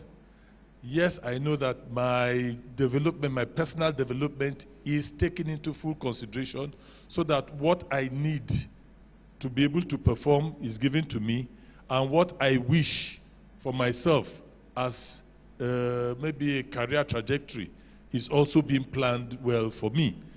I have a sense of ownership from beginning, and that I am treated not just as a number within the system, but as a person, an individual, so that whatever I am doing, once I get good recognition when I do well, but still also, like we were just talking earlier here with you, Collins, this issue of reward, whether it is good or bad, the person must get the due reward, just reward. Discipline must be maintained. A person who is not performing or is failing in any area must be, should I say, consequence management must be used to address that situation. There must be a proper process of consequence management so that a person doesn't just do anything and knows he will get away with it. He will know that if he does something wrong, if I fail in my duties, if I'm not performing up to par, if I do something wrong, I have a consequence that is awaiting me. If I do very well, if I am performing above average, I am showing all the signs of a good performer, I am recognized, I am rewarded. Reward doesn't always have to be monetary. It can be in any way. I think we have just, the process for this year's awards has just started. I know all the heads of department have been sent the memo about starting to select people who have done very well. So, reward where it is necessary, but please, consequence management. I know a lot of us, when I was in human capital, this issue of particularly, sorry to use you people, the tax controllers not wanting to take responsibility for their staff when they are misbehaving. They tend to find how to push the responsibility away from them so that their staff don't see them as the bad person. They want it to be human capital that is the bad people. If you do not show that you are responsible for them and their performance, and where they are failing, they are properly sanctioned, then if we do the sanctioning, you think it is still going to make you look good? It will still not make you look good. Because we will look at you that you are not doing your own job. So we can also visit you with consequence management. So those are general areas I feel that we can use from the human capital angle to manage and ensure accountability. Thank you so much. Thank you very much, Director Career and Skill. I think just a last question to the Executive Chairman, FCT IRS. I think this is just from my own personal question to you. How can collaboration between the federal and subnational tax bodies improve overall transparency and compliance? Well, I think that question is a very, very important one. And, you know, if there's an understanding that we're all working towards one goal. Yesterday, the coordinating director said something I really liked. He said, look, it's one service, whether I imagine, whether medium or large, it's one service. At the end of the day, when the cost of collection comes in, they don't say this cost of collection is from Imagine, this cost of collection. So likewise, at the level of the tax authorities, we all also have to understand one thing. It's one country. Yes, we get different allocations. Yes, we get different collections. But if we all work together, and this morning I was seeing I don't know if anyone has seen it, the VAT distribution for January against what was collected from each state and what was allocated. In December, Yes. So for some states, what they got was almost over 700% of what they actually collected, or what was attributed to them. And so you can see it's very poor, and that's where this idea of unfairness or people feeling cheated comes. So how does this relate to collaboration? Basically, we have a federal tax authority. And when I resumed in FCTIRS, forgive me, I was petrified. The guys in FCTIRS, they had a, to use a mild word, a dislike for FIRS. And one day I had to say, I said, come, wait, excuse me, are you competing with Dangote or what? This guy is collecting 25 trillion. He's not your mate now. He's your elder brother. Come and learn from him. And maybe that's why some of them don't really like me, but I've told them, I said, look, listen, if I'm in FCT and I have an agency like the FIRS that has systems, that has offices, that has data, that has motor vehicles, and that has good people like Oga Kabir, I will go and meet them and they will help me. In fact, I said to them, look, listen, if FIRS is going to do an audit, all I will do, I will even give them an authorization letter. Go and audit my PAYE. PAYE is very easy. Because the man will most likely have even increased his payroll cost so that he can get deductible expense. So I'm saying, happy, please, can I see the salaries that you paid and can I see the PAYE? So honestly, collaboration between the subnational and the federal is not even a topic for debate at all. We have to collaborate in stamp duties. We have to collaborate in VAT, everything, even CGT. You go to Aegis, somebody comes and does a land transaction. And because he or she thought it would be better for him, he now used this company. Okay? And he said, oh, so he's not going to pay to FCTIRS. I said, there's no problem. It is still FIRS, you must go and pay. So go and pay to them and bring it, let's see. He said, okay, let's talk. I said, no, it's either you pay to me or you pay to them. You must pay. So by the time we have a structured system of collaboration, look, the taxpayers, like I said, and I heard you people talk about friendliness, fierceness. I think we must have a concoction called friendly fierceness. You understand? Now, what that means is that the taxpayers must understand that I'm your friend, but it's also business. Because I have a target, and good enough, everything we do is based on what we collect. The more we collect, the more we get. So if, like Hausa people will say, so if we don't do it because we even feel we're patriotic, let us do it because our salary is coming from there. So collaboration, whether Lagos, and incidentally, the states that we taught would even be the ones pushing back, because when we're in FIRS, we used to have a lot of problems with Lagos. And I said sometimes God has a way of doing certain things. Today, the Lagos state is now federal. And so they must collaborate with FIRS. In fact, unlike before when, those chairmen of Lagos State will always come to JTB and be acting as opposition party. Today they have to be the government party. But let me just say something quickly, Collins. For me, what collaboration will ultimately achieve is that it will let taxpayers know that this your tax obligations, there's no way out. There's something that's going to happen in 2026, and when it comes, I'm sure we'll all be here. A lot of people are going to leave Abuja to go to their states, politically exposed persons, to go and get TCC. We're working on them at JTB. When you come, somebody came last week and said to me he had filed all his returns in Nasarawa. I just took everything. I sent it to the chairman in Nasarawa. I said, see this man is a trillionaire.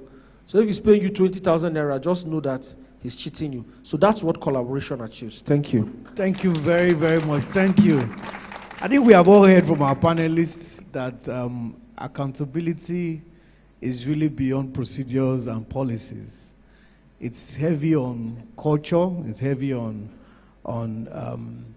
that shared leadership, and it's also heavy on commitment to improvement, self-improvement, and of course the organizational improvement.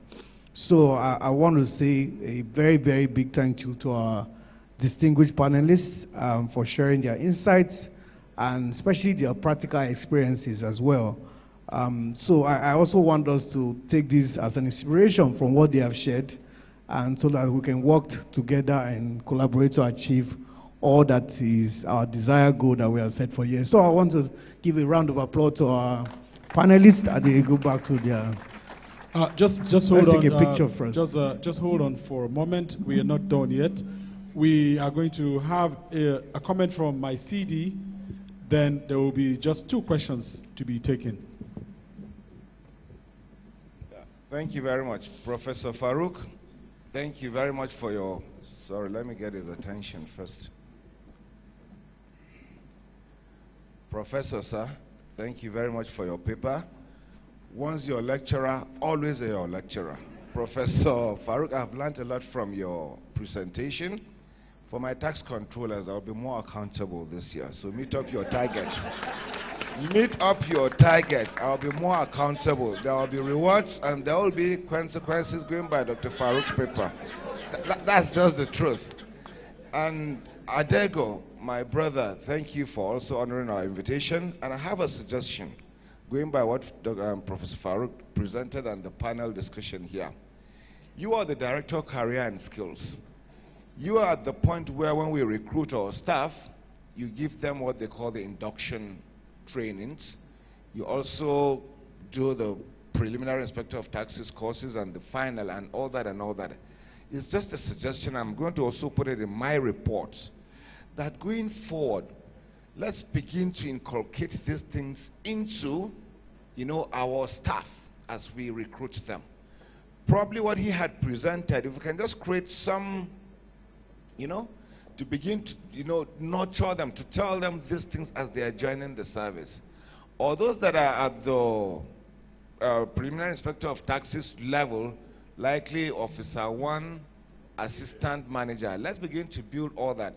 Forget these, my tax controllers. There are certain things they cannot really change. They will still continue to cover their staff, just like the way I cover them as well. But at that level, let's begin to, let's begin to teach them that, because I really learned a lot from my professor's paper. Thank you very much for this wonderful session also. Thank you so much. Yeah. Thank you. Sorry, I have Thank a you very question. much, my coordinating director. Thank you, the panelists. I have a question, specific question with the prof. Okay, so all right, so now we are going to number the questions. If he is taking 1, then that's question number 1. So let's have 2 more people from, okay, that's 1. That's number 2. Any other person? Okay, number 3. All right, may you take the first shot. So, Prof, thank you once again for the paper. I just wanted to understand this. What's your thoughts around for goal setting? Bottom up or top bottom?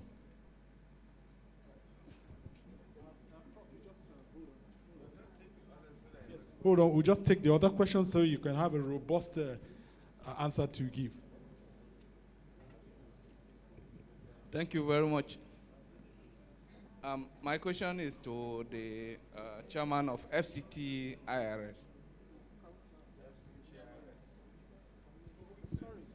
Thank you, sir. My question is to you, sir. Mohamed Sani Ibrahim from Mayangba STO. My question is... From where? From Mohamed Sani Ibrahim from Anyigba STO. Okay, Kogi. Yes. My question is, based on your experience within the last few months of your working with FCTIRS, to what extent does systems used in tax collection in various tax jurisdictions within the subnational is communicating with the system that we have in FIRS? And do you think any of the states so far, based on your experience, have a system that maybe is better or maybe is compatible with what we have in FIRS? Thank you.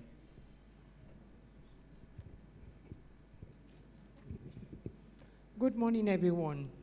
My name is Chinwe Ofili Bazo, Tax Controller of Mabushi ETO. I have 2 questions. The first one to the director and VC of our training school. Sir, we're talking about, my CD just made a very critical suggestion now, and I would like to ask you, is it possible that at the point of entry, that these new intakes are being trained before pushing them to the field? You're saying that tax controllers are also are always hiding our staff. It's because the service has not even trained them. So we are now like having to do double work of training and on training. Although we're not complaining about that, Because for any leader of an office, you're either a mother or a father of that office. Then to my chairman, sir, at Mr. Mike Ango. Sir, when you were making your presentation on collaboration, I think I was the happiest person. Because being a tax controller and having to do desk reviews, we've seen a lot of taxpayers pushing expenses to salaries and wages. But because we at our level cannot do much, it now falls on audits to go further. I've had cases where your tax controller for Gwarimpa, Mrs. Chinyere Abade, she always calls me. I have collaborated with her on several issues. Even after I did the stakeholder engagement, she came to my office to find out what I did. So it would be pleasing if FCT IRS collaborates in audit with FIRS. Thank you, sir. Thank you very much. So the prof will respond, and the moderator will also allocate the other questions to those on the panelists there. Thank you for the opportunity again.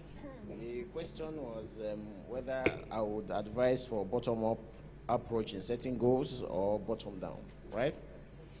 All right, top-bottom or bottom-up. I will encourage bottom-up. The reason is simple. You see, when you sit down up there and set up goals and you push it down to those at the bottom, they may not understand the brain behind the goals you're setting. But once you begin the process from the bottom, you're already carrying them along. In short, you're even allowing them to bring in what they think they can do for the organization. Based on that, they will be more accountable than when you push those goals up on them. Thank you.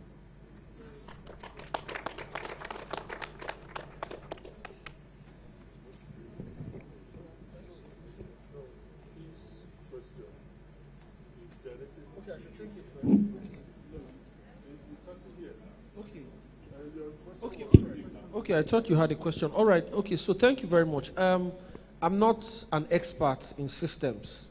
So unfortunately, I cannot tell you whose system is better or not. But what I do know is that systems exist because of peculiarities of jurisdictions. I've worked at FIRS, so I can only tell you that FIRS, in my view, has something that is working. But you see, at the end of the day, just like what Madam Chinwe has said, and I'll come to her, even if our systems cannot speak to themselves, the individuals can speak to themselves. What is important is that there is a sense that we're all working towards a particular goal. And when I resumed what I saw we had in terms of our own technology or revenue management system, I thought it was suboptimal. So I went to the FIRS and I said, please, can you help me build a system? And the FIRS graciously agreed, for which I thank them, and they're currently building a system for us, similar to what you have. Hopefully when they build that system, maybe then FCTIRS will be the first subnational that will be able to integrate fully with FIRS. Like I said, it's not anybody's money. So if you collect something, it doesn't matter if Oga Kabir can see what I collect. It's not my money. I don't have a problem with FIRS being able to view what I'm doing at FCT. If FIRS is able to assist me move my collection from where it is today to 500 billion, I'll be happy, so that me too, I can buy Prado like Oga Kabir, you know? So I don't have a problem, but like, you have not paid, sir. Well, I gave you because you're my Oga.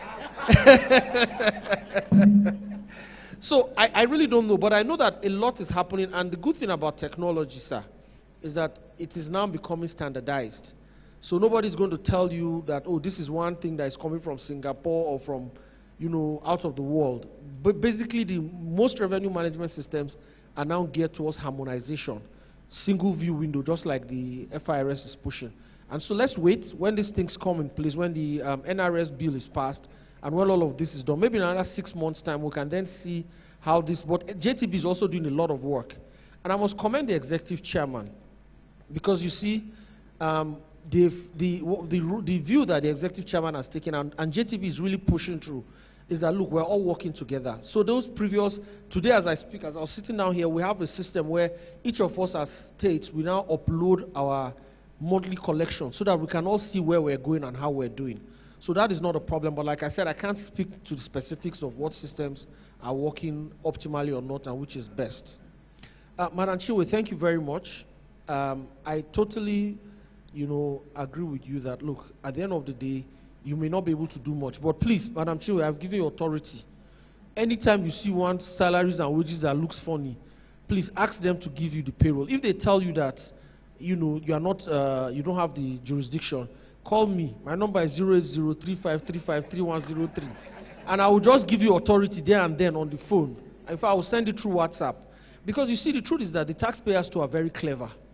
They know. So, and they have tax consultants like me, who used to advise them. FIRS cannot look at your payroll, individual payroll. No, But by the time they realize, in fact, I'll be writing to the coordinating directors very soon. The chairman has already approved all of this collaboration, so it's just to document it. And once we document it, what I expect Oga Kabir to do for us is to then send a circular to all the tax controllers, letting them know that, please, you can collaborate with the FCTIRS on your DEX reviews and all of that. We'll do the same with audit and all of that. So we don't have to, we don't have the resources, so we'll lean a lot on you.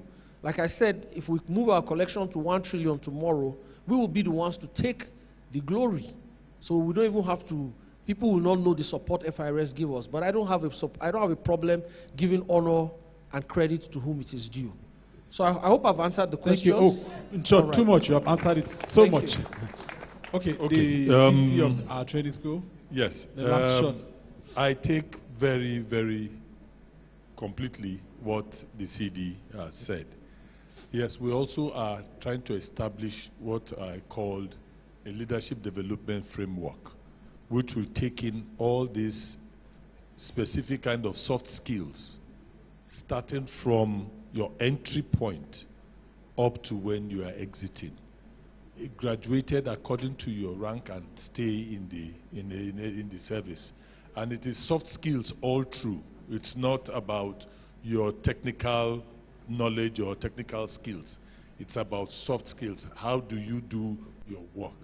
Your issues of leadership capabilities, presentation, speaking, reading, all those put together, which will all come together to actually support and encourage better performance and accountability, because I know I can now do it better. So I will stand up to do it well.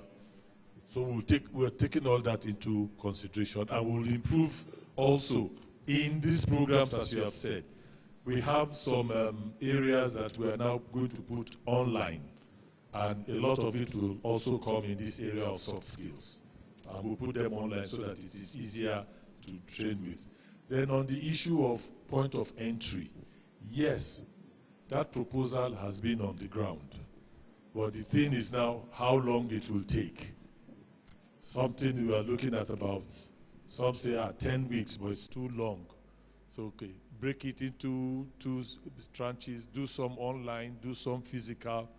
But we are still saying that for new people coming in, they need to be removed from the society that they have been on, that they've been in, to bring them into our own society, meaning they should start understanding what it is that they are coming to do here. Also, what will encourage it better will be a well-structured program that says, okay, by the time I'm recruiting this person, I am not thinking of sending him immediately to any field office.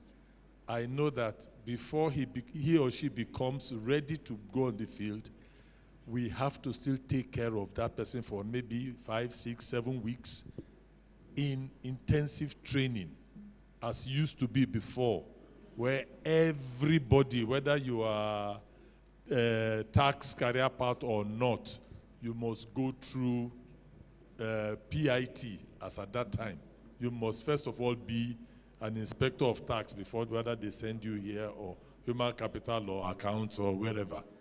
So if we can get back to that process, train these people well from beginning, so that the person who graduated in Christian religious knowledge, by the time he comes, by the time he finishes, he will have some accounting knowledge and skill to understand accounting. He will be able to do the mathematics that is necessary and the arithmetic. Thank Not you. that he will come. Thank you, Director Career and Skill, for Thank you those very much. In 1 minute, we'll just have maybe inputs from the Director of Taxpayer Service in just a minute, if you have any inputs to make, ma'am.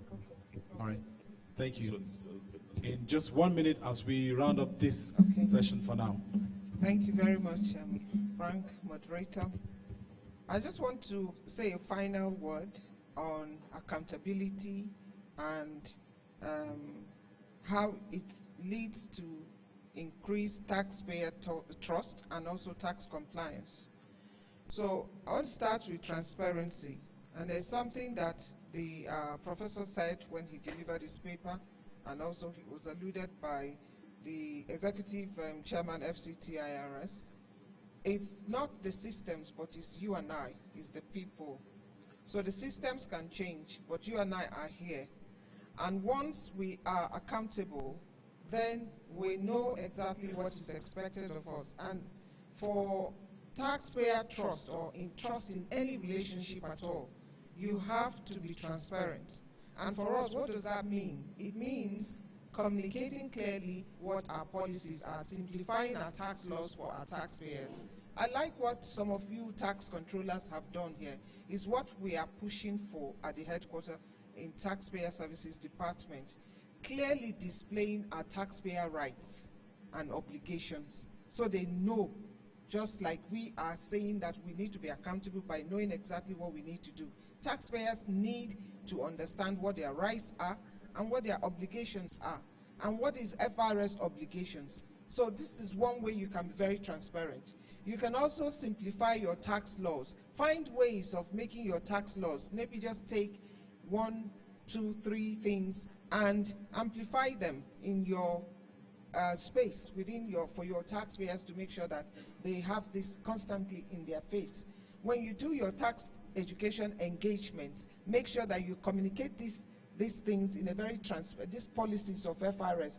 Don't speak law jargon because it's complicated for them. Just simplify it for them in layman's terms, where how they can understand. They are business people, they are not tax people. Okay? Thank you. So that's one. Then fairness. Let me just quickly, fairness and equity.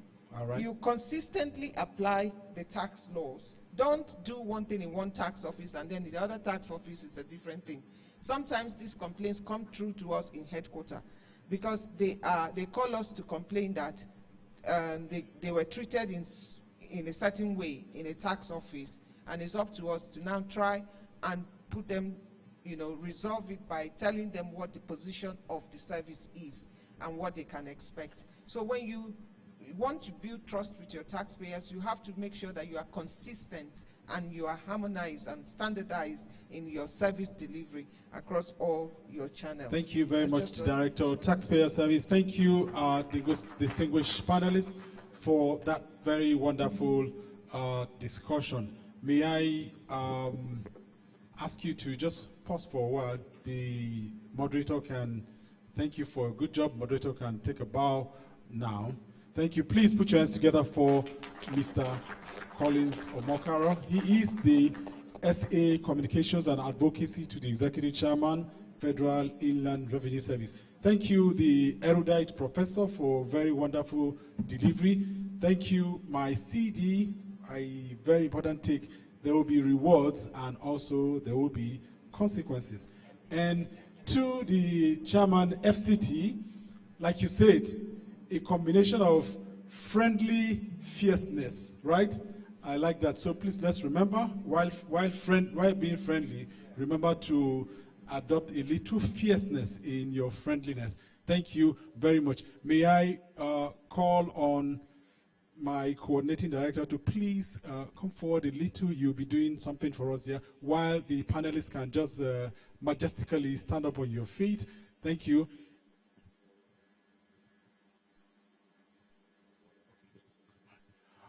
All right, so may I also call on the only erudite prof in our midst to also join them for the group photograph.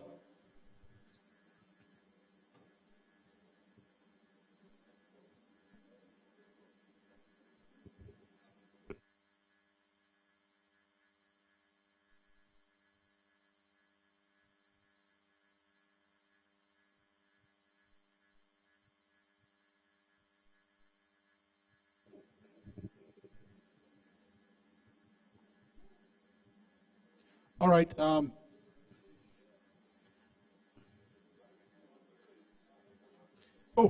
the moderator, please. Please, while the pictures are going on, you see right on the screen there's this scroll bar. The barcode that you see.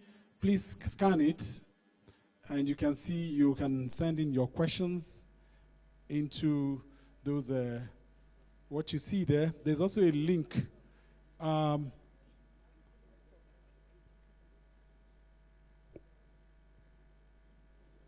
He said there'll be rewards and consequences. So right now we're beginning with the reward. So the barcode you see there, please scan. There's also a link attached to it there. That's where you'll be sending in your questions for the town hall meeting that will be going on later. So please do that now.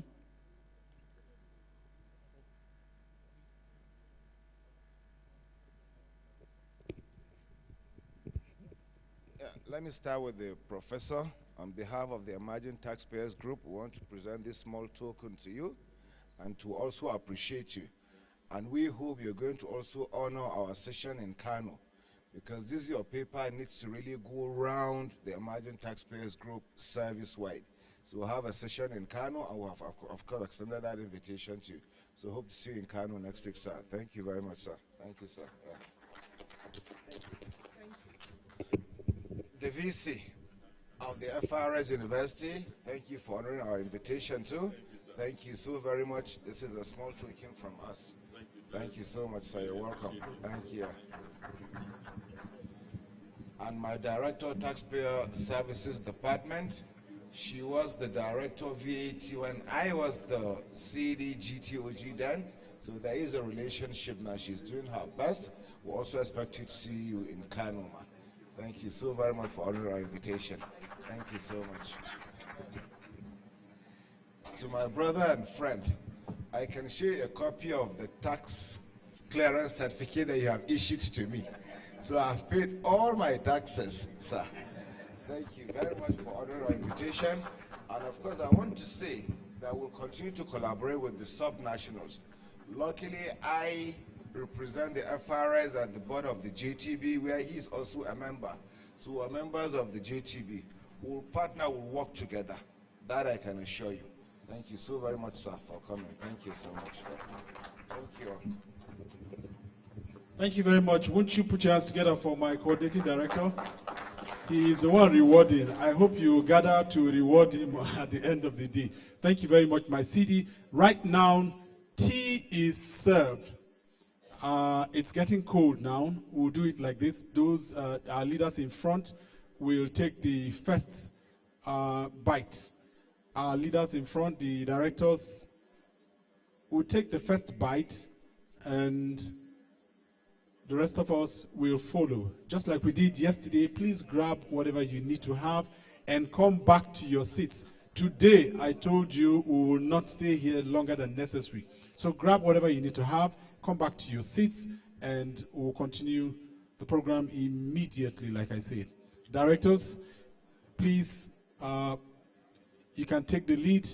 Let's grab some tea very quickly. For those of us who are not taking anything for now, you may just stretch your legs for a while and come back to your seats. We will not waste any time. In 15 minutes, we're coming right back here.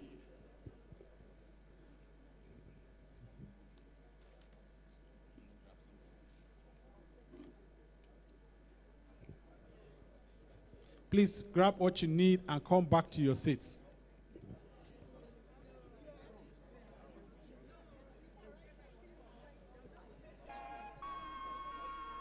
Quickly, 15 minutes maximum, 15 minutes.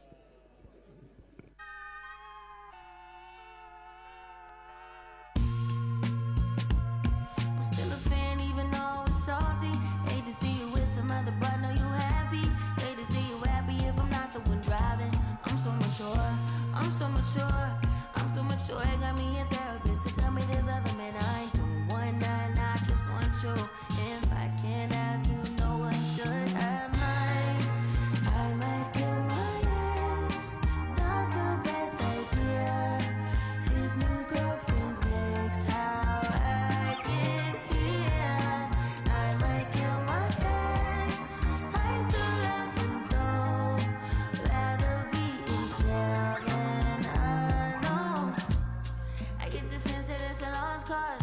I get the sense that you might really love her. The sex gon' be evidence, the sex is evidence. I try to ration with you, no murder's a crime of passion, but damn, you was out of reach. You was at the farmer's market with your perfect peach. Now I'm in the basement, planning on my patient. Now you laying face down, got me saying over a beat. I'm so mature, I'm so mature, I'm so mature. I got me a therapist to tell me there's other men I know. One night, I just want you. If I can't have you, no one will. I might kill my ex, not the best idea. His new girlfriend's next, how'd I get here? I might kill my ex, I still love him though. Rather be in jail than alone. I did it all for love, I did it all on no drugs. I did all of this sober, I did it all for us. Oh, I did it all for love, I did all of this on no drugs. I did all of this sober, don't you know I did it all for us. I just killed my ex, not the best idea. Killed his girlfriend next, how'd I get here? I just killed my ex, I still love him though. Rather be in hell than alone.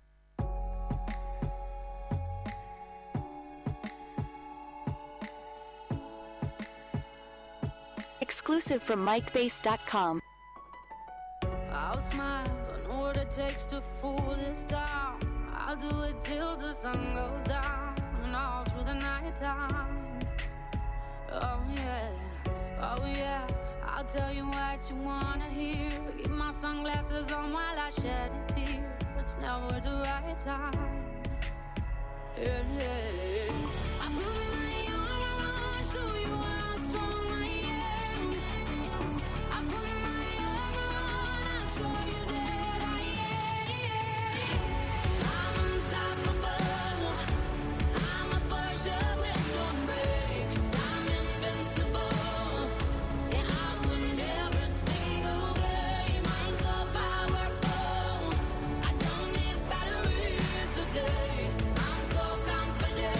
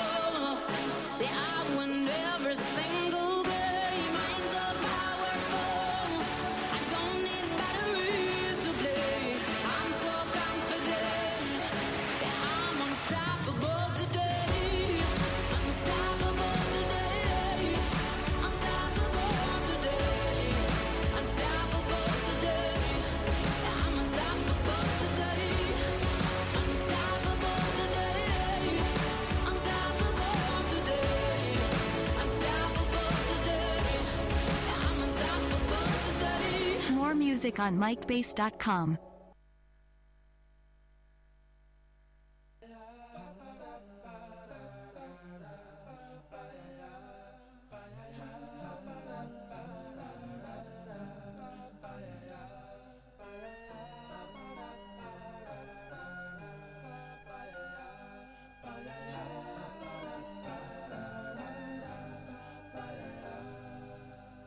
There used to be a graying tower alone on the sea.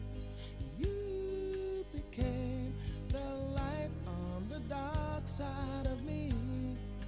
Love remains a drug that's the high and not the pill. But did you know that when it snows, my eyes become a lot, and the light that you shine can't be seen?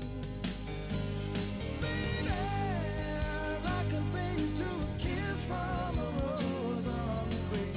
Ooh, the more I get of you, the stranger it feels, yeah. And now that your rose is in bloom, a light hits the gloom on the grave.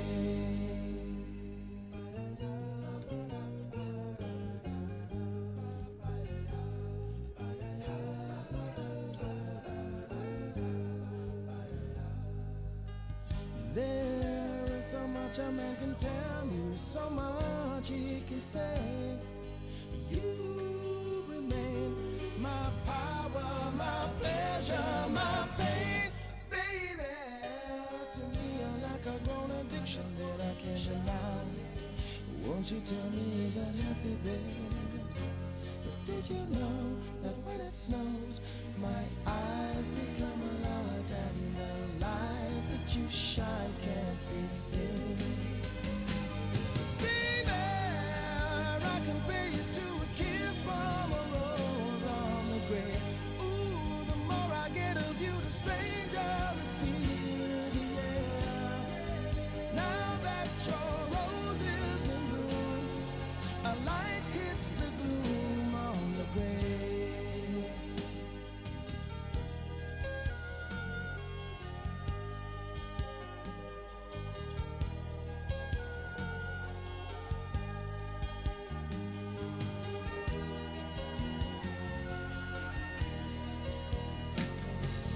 I've been kissed by a rose on the grave.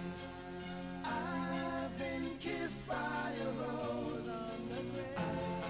And if I should kiss by a rose on the grave, I've been kissed by a rose on the grave. There is so much a man can tell me, so much he can say. You remain my power, my pleasure, my pain. To me, you're like a grown addiction that I can't deny. Now won't you tell me, is that healthy, baby? But did you know that when it snows, now that your rose is in bloom, a light hits the gloom on the grave.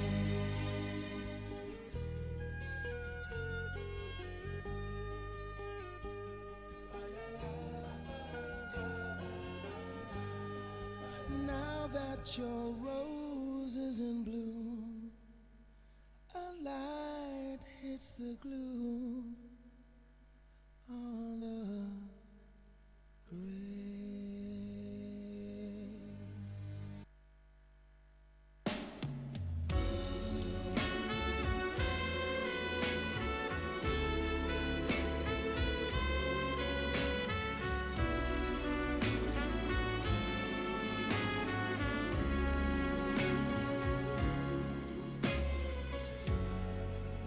I put a spell on you because you're mine.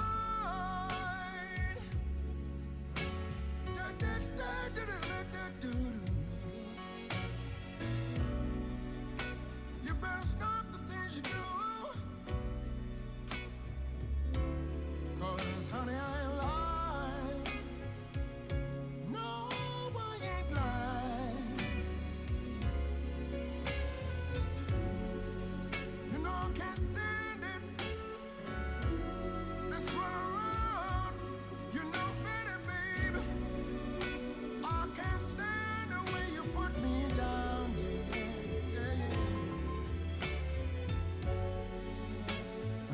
spell on you. Because you're mine. Oh, you're nothing.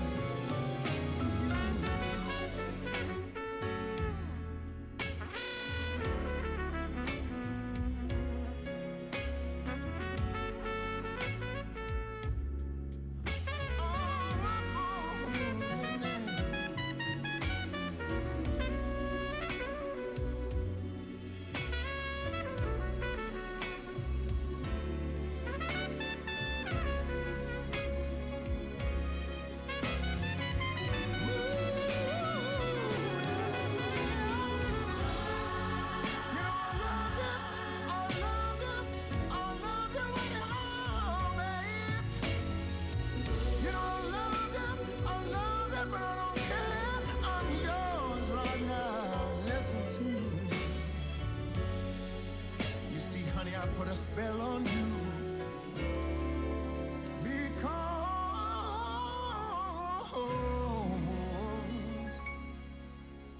you are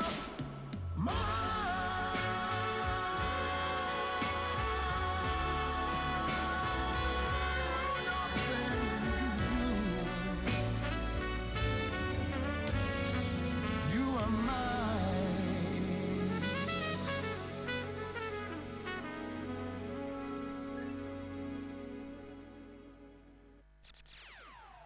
Yo, listen up, here's the story about a little guy that lives in a blue world.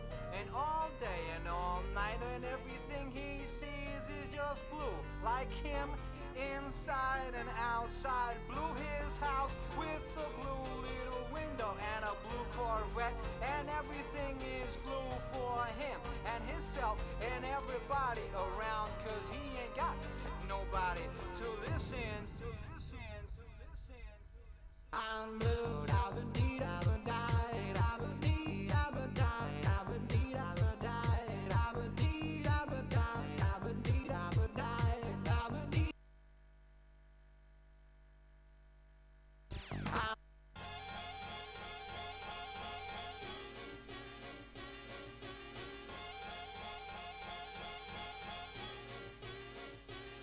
While he was scheming, I was beaming in the beamer, just steaming. Can't believe that I caught my man cheating. So I found another way to make him pay for it all. So I went to Neiman Marcus on a shopping spree. And on the way I grabbed Soleil and Mia. And as the cash box rang, I thought everything away. There goes the dreams we used to say. There goes the times we spent away. There goes the love I had, but you cheated on me, and that's for that now. There goes the house we made a home. There goes you'll never leave me alone. For all the lies you told, this is what you own. Hey ladies, when your man wanna get buck wild, just go back and hit him up style. Get your hands on his cash and spend until the last time for all the hard times. When you go, then everything goes, from the crib to the ride and the clothes. So you better let him know that if he mess up, you gotta hit him up.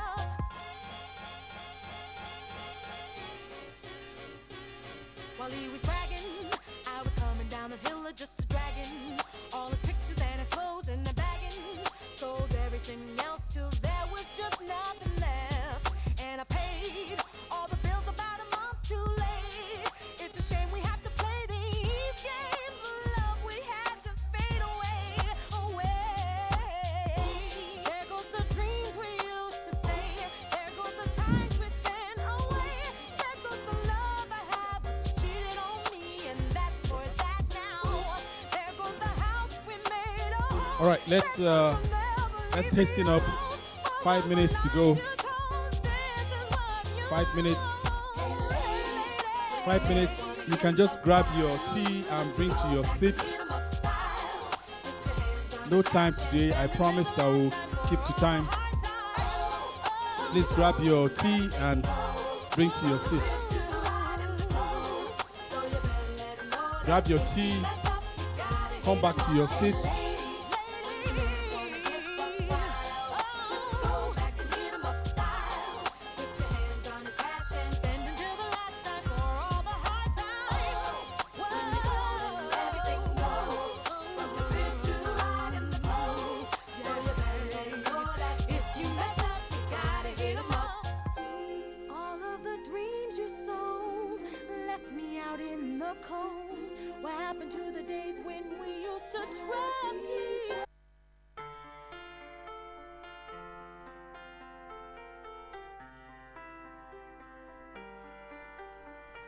I let it fall, my heart, and as it fell, you rose to claim it.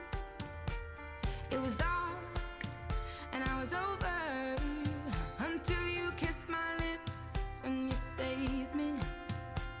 My hands, they were strong, but my knees were far too weak to stand in your arms without falling to your feet. But there's a side to you that I never knew all the things you say, they were never true, and the games you play, you would always win, but I set fire to the rain, watched it pour as I touched your face. When it burned, well, I cried 'cause I heard it screaming out your name, your name. When I lay with you, I could stay there, close my eyes, feel you here forever. You and me together, nothing gets better.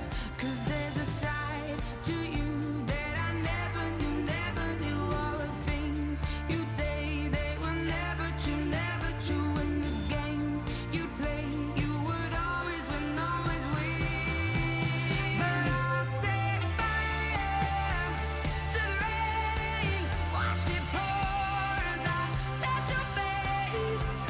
When it burned, well, I cried 'cause I heard it screaming out your name, your name.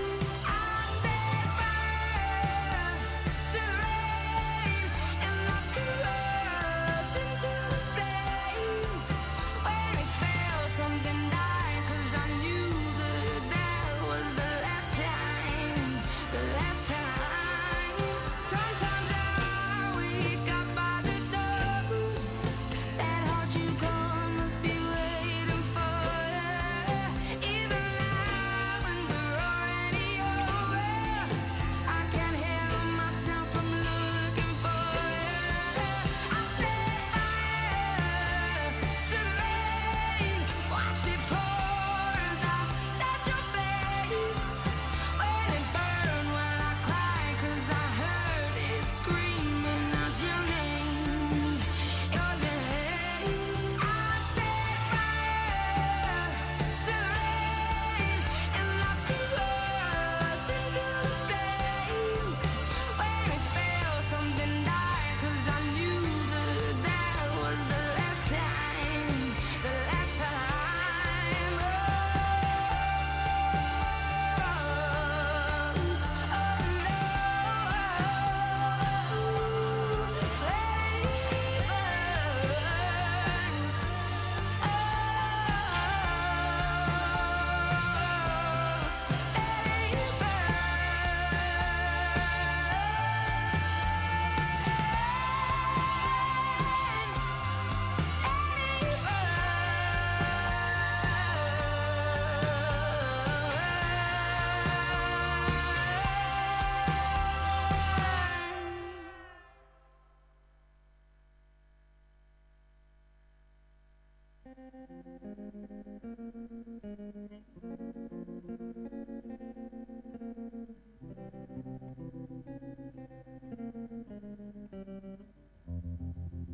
I was 5 and he was 6. We rode on horses made of sticks.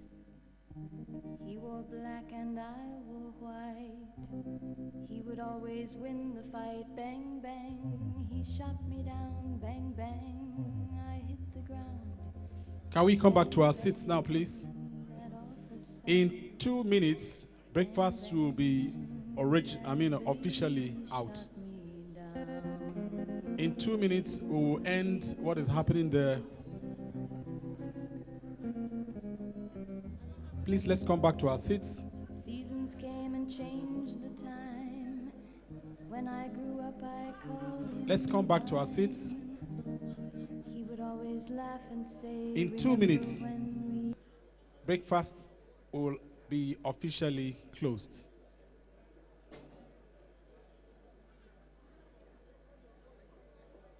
The CD is still here. He's standing up. Please, let's come back to our seats right now so that we can continue. CD has come back to his seat. Can I let you know that the CD is already back to his seat? My directors are already seated too.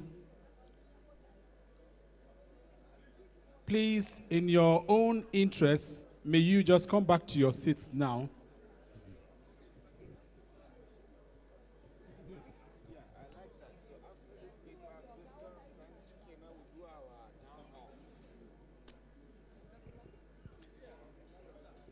Yes. He came here earlier. Hello, colleagues. Please let us take our seats so that we can start and finish up on time, please. Thank you. Gwarimpa, your seat. Zaki, Abi, so thank you.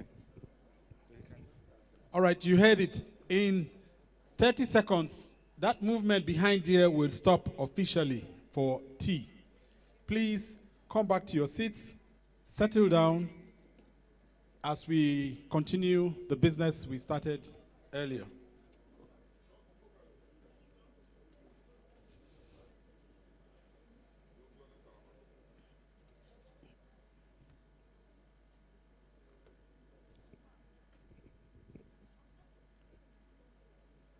All right, can we have those of us behind there to join us here, please? If you are not back on your seat, I will tag you an opposition. So please come back to your seats.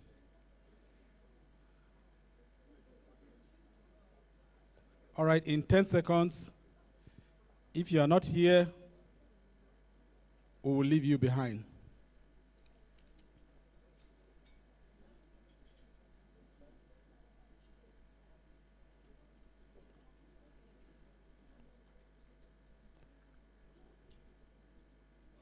All right.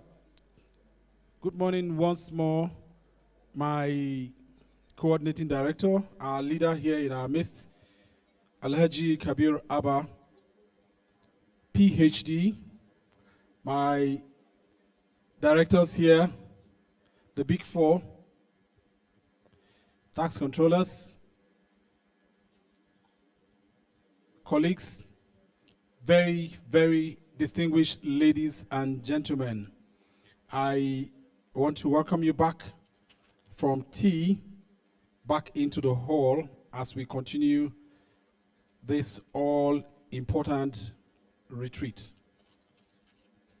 Without wasting much time, may I bring up to stage one of our very best in the service here too, to have his presentation. He is none other than, he is a director. Is director tax, I don't know that acronym now, but I'll just get it later as it comes to the system. So, Tax Data Management Department. Oh, please clap hands for myself, please. Tax Management Department. So, may I call on Mr. Saliu Olarinwaju, Acting Director, Tax Data Management Department, to come forward for his presentation. He's doing a presentation on data analytics and relevance to tax collection and compliance. Please, if your hands are still there with you, put your hands together for Mr. Saliu Olarinwaju for his presentation.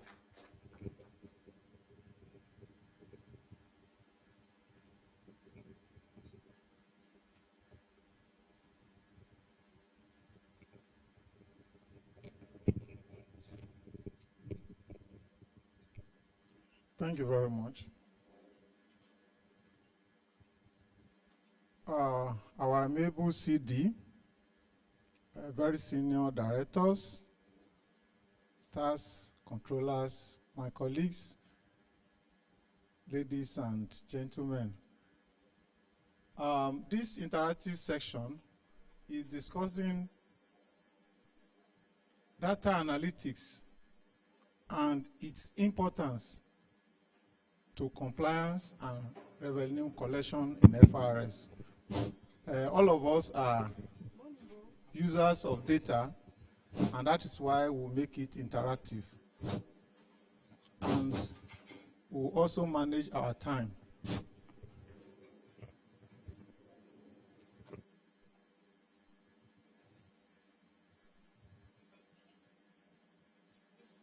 Briefly, data analytics has become a crucial tool in modern tax administration. As people say, data is the new oil that has been discovered. And this oil, just like crude oil, is of little or no use until it is analyzed. Until that crude oil is processed before you have your PMS, the kerosene, and all the other. For FIRS, the refinery is Tax Data Management Department. That's where we cook the data and manage it and bring it to us. By leveraging on large volumes of data, when you hear big data, what it refers to is data-driven decisions. Going along the street, maybe not in a familiar place. Particularly, sometimes I was in Heathrow, and somebody just mentioned my primary school nickname. So I just know that this person know me from Crado. So if you are talking to a taxpayer and you mention something he expects that you don't know, definitely he will hands down. And other things, he will now tell you the thing that you don't even know about him for the purpose of taxation. So that is the importance of relevant data. The modernization journey of FIRS has taken different dimensions from just paper-based 1.0. We call it Tax Administration 1.0, where we gather paper about taxpayer, collect statement of account, read it manually, and write to them. Currently, we have left that level. We are now on Tax Administration 2.0. Some of our taxpayers can file online. We can also reach them online, and they can also make some payments online. That is Tax Administration 2.0. We are now striving to Tax Administration 3.0. At that level, transactions are taking place real time, and taxation and audit are taking place real time. Payment also are taking place at a pace that is beyond what the manual or the semi-manual can achieve. Moving from there, I will be giving some axioms that will be thought-provoking about data. These are actually not my making. The axioms or the quotations are from KPMG. But when I look at them, they are things that we should think about. First, one of it is that big data was just a catchphrase in the previous decade. But in this decade, it's all about data by design for your tax department. You have to design the type of data that you need. Also, data extraction, cleansing, transmission, storage, controls, and privacy will become topics every head of tax need to be proficient in. We had a session in Lagos on e-invoicing with large tax group. One of the major questions they were asking us is that, is our tax data, our taxpayer data safe in your hand?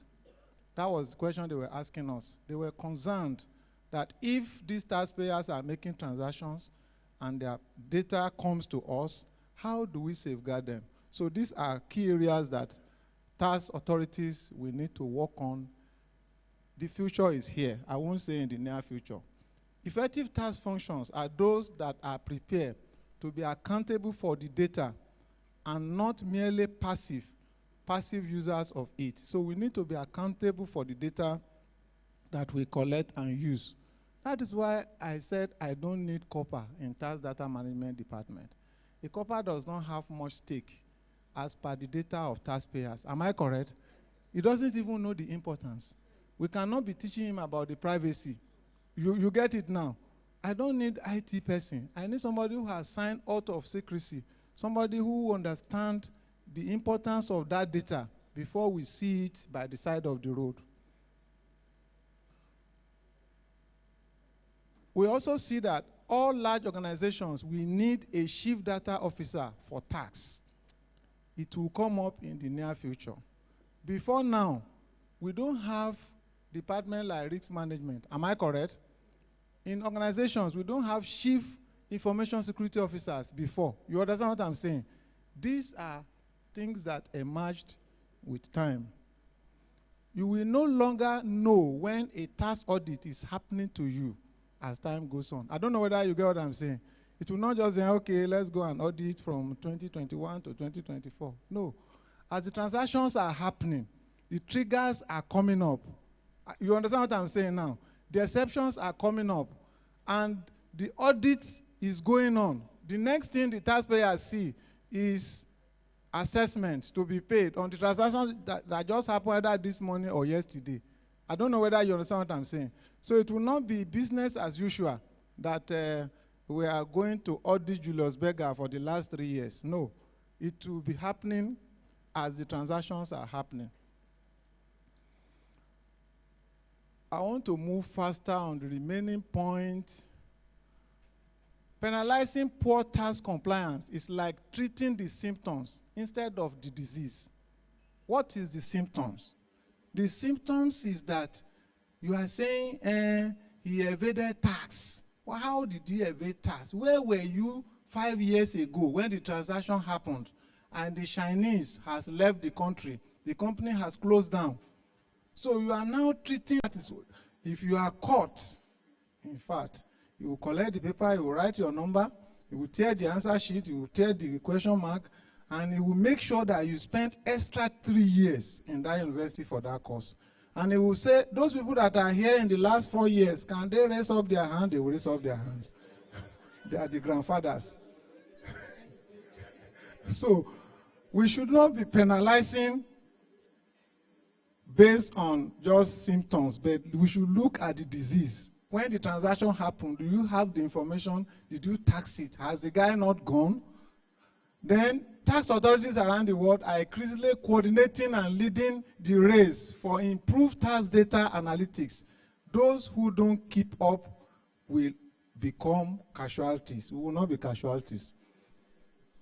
Traditional compliance is a dying art now, Abi, which will be subsumed by proactive data management. So these are just like bringing up our thoughts to see how data management is becoming relevant to all taxes globally will become real time. Correcting, amending, and adjusting your data after the period will no longer be acceptable. So we should prepare for Tax Administration 3.0. Taxes which require independent thought and judgment can be automated. Those that continue to deny this will be redundant by the end of this decade. So we know that some taxes are easy to automate, like VAT is transaction-based. You understand what I'm saying? It doesn't require,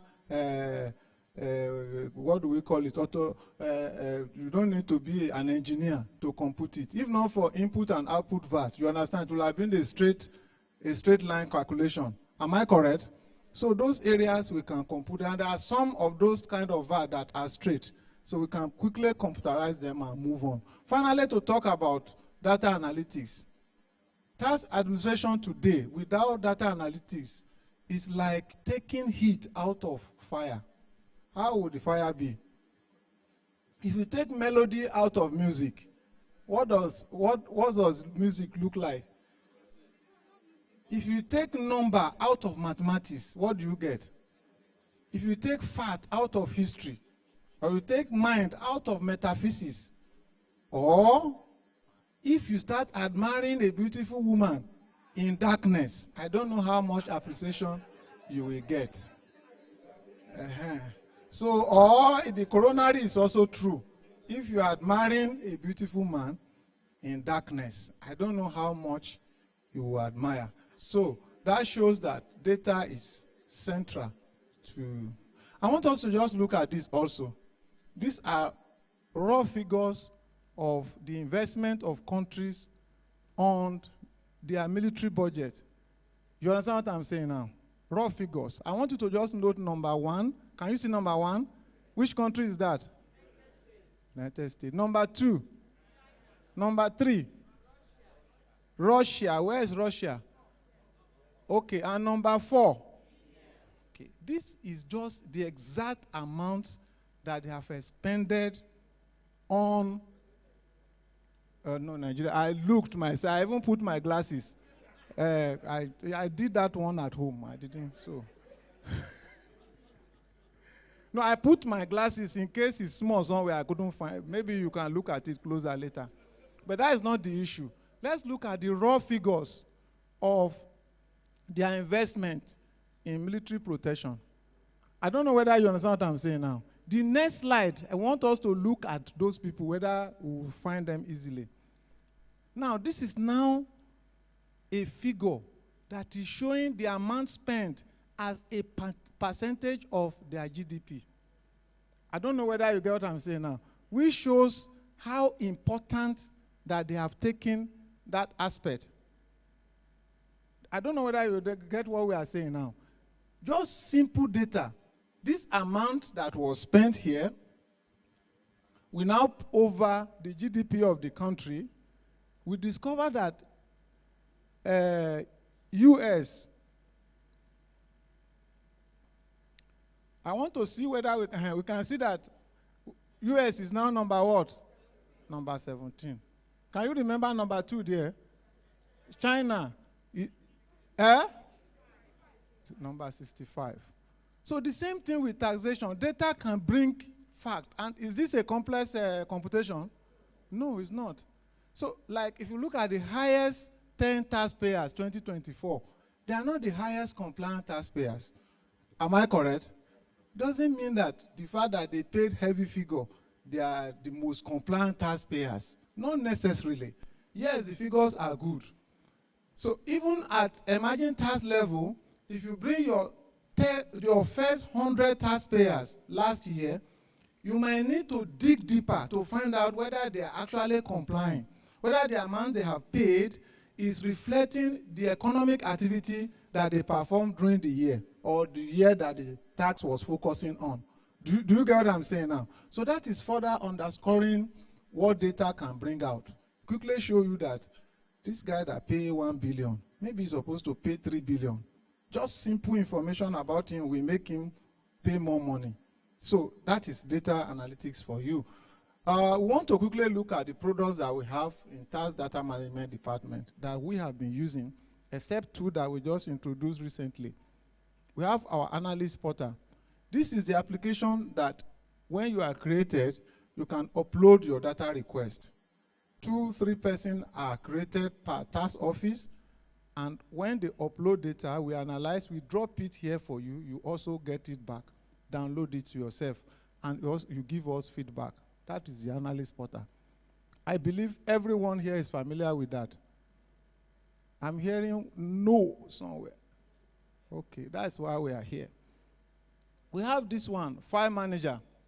The File Manager was used in the Taxpayer Reactivation Unit. What does it contain?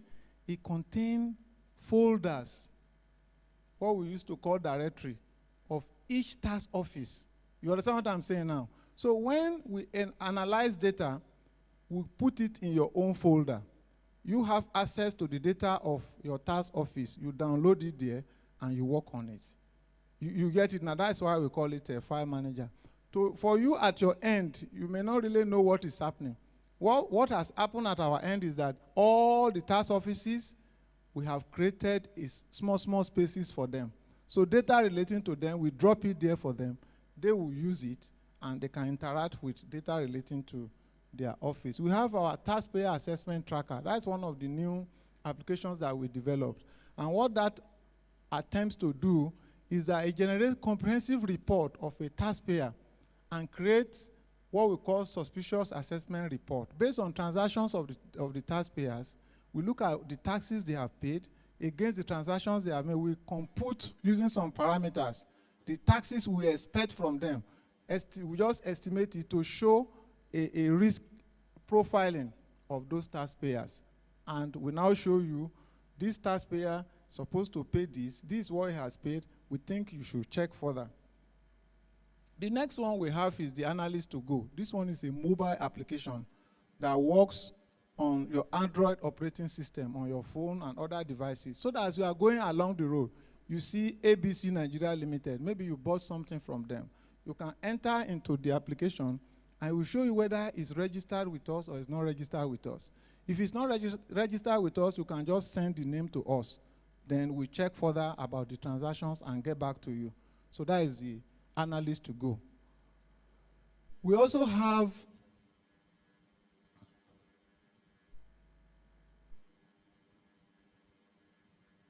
key benefits. The other products that we have, they are not facing you. I don't know whether you understand what I'm saying. If they are not facing you, it's of no use telling you those are our own onions. You get it now.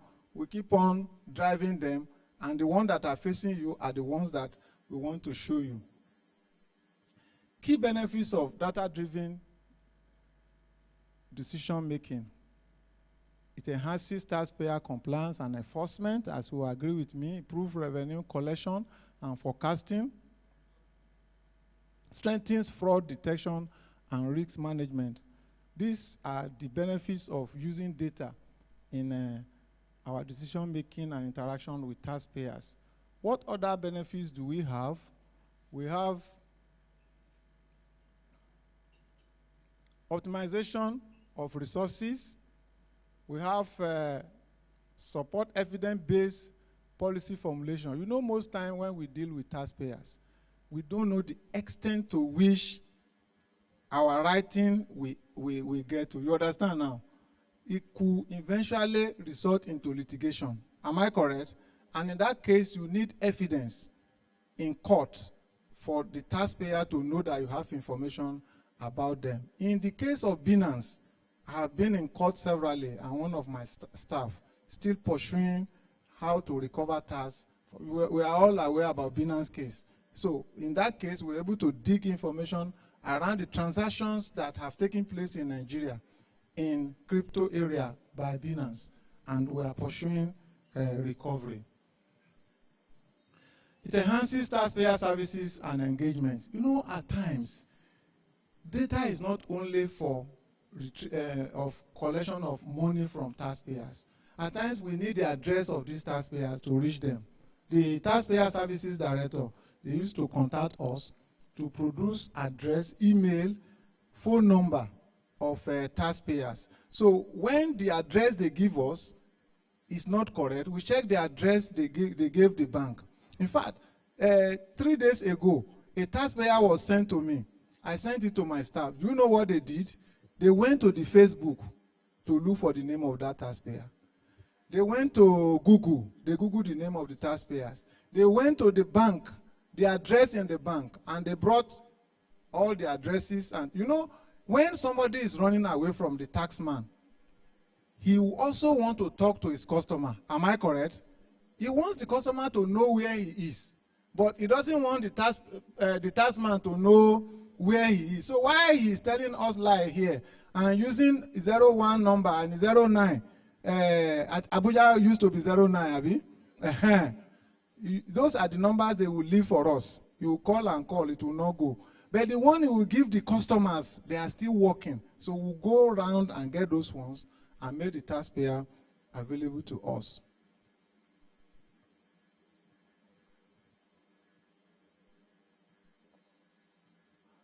I don't want to bog us with the process of data analytics, as I'm not expecting us to come and be doing the analytics for me. Am I correct? So we'll just look at a few processes and just how we come about our analytics. You know, it's about curiosity. Am I correct? You see something, you want to know how and why. You want to know which one is bigger than the other one. You get it now.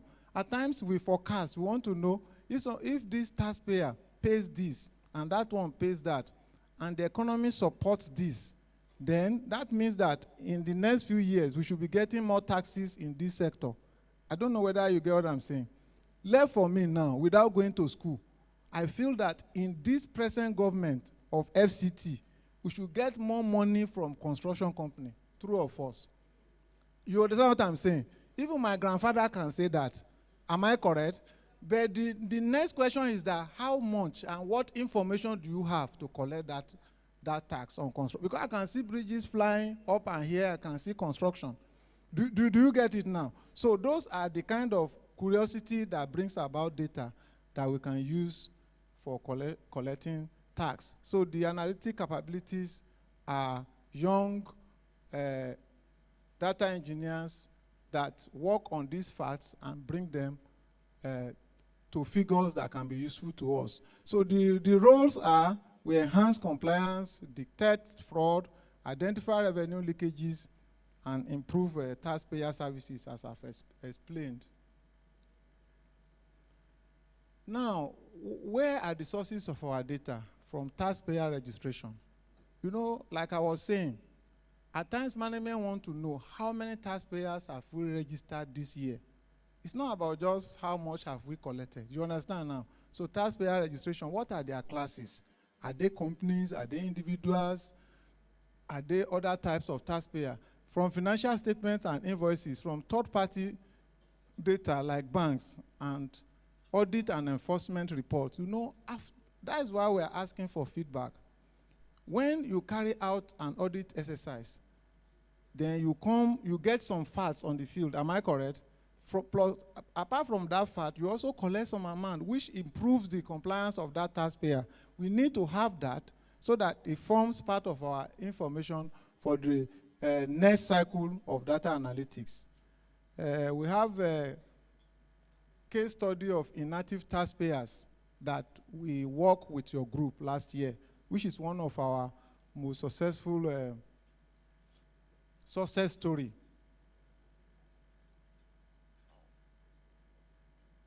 We have some challenges in implementing data analytics, quality of data, limited analytic expertise, integration of multiple data sources, data privacy, and security concern.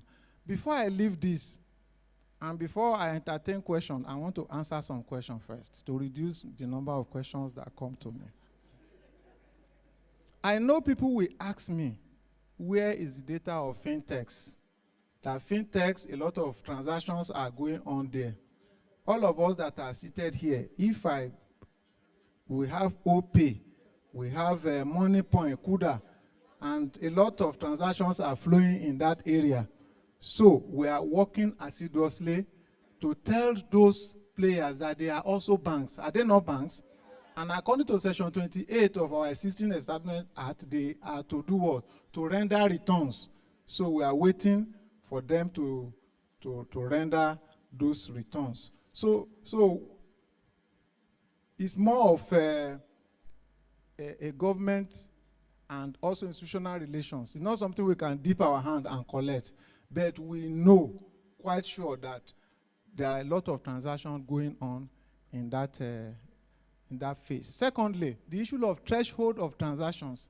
Also referring to that Section 28, it says that banks should render returns on transactions 5 million and above for individuals and 10 million and above for companies. You will see that this, for emerging tax, a lot of transactions will be going on below that radar. Am I correct? But you see, when the law says this is what is to be done, that is, he has drawn a line. Although, looking at other sections of FIRS establishment, we have the right to ask for any information that we want. So, however, some of our success stories, some of them are in your domain. And this is one of the best. This, as of December, we have January, we have February, but I just want to stop at this place. This is a situation where a group has decided to collaborate with tax data management that for inactive taxpayers, let's bring them together. Let's work on them. Those that have transactions, put them in each, I showed you file manager before. Put them in the folder of each of those tax offices. Let them work on them and bring feedback And this feedback is collected centrally from the CD's office. And this is what we have for the period July to December 2024. Over 2,000 taxpayers were reactivated, which means they will continue to bring taxes. And this amount was recovered for the period, which I know is close to 2 billion naira. So that is one of our success story. Another one is just a comment. I don't know whether you understand what I'm saying. Somebody just wrote that your data was useful to us. Without the data, we wouldn't have been able to achieve what we achieved. That is a feedback. Am I correct? So it's a feedback, and it's useful to us. We also have these 5 Chinese companies. Look at the assessments they filed. When we look at their data, look at the additional assessments that we brought in to them. Can you see the difference? The outcome is that we had additional, yes,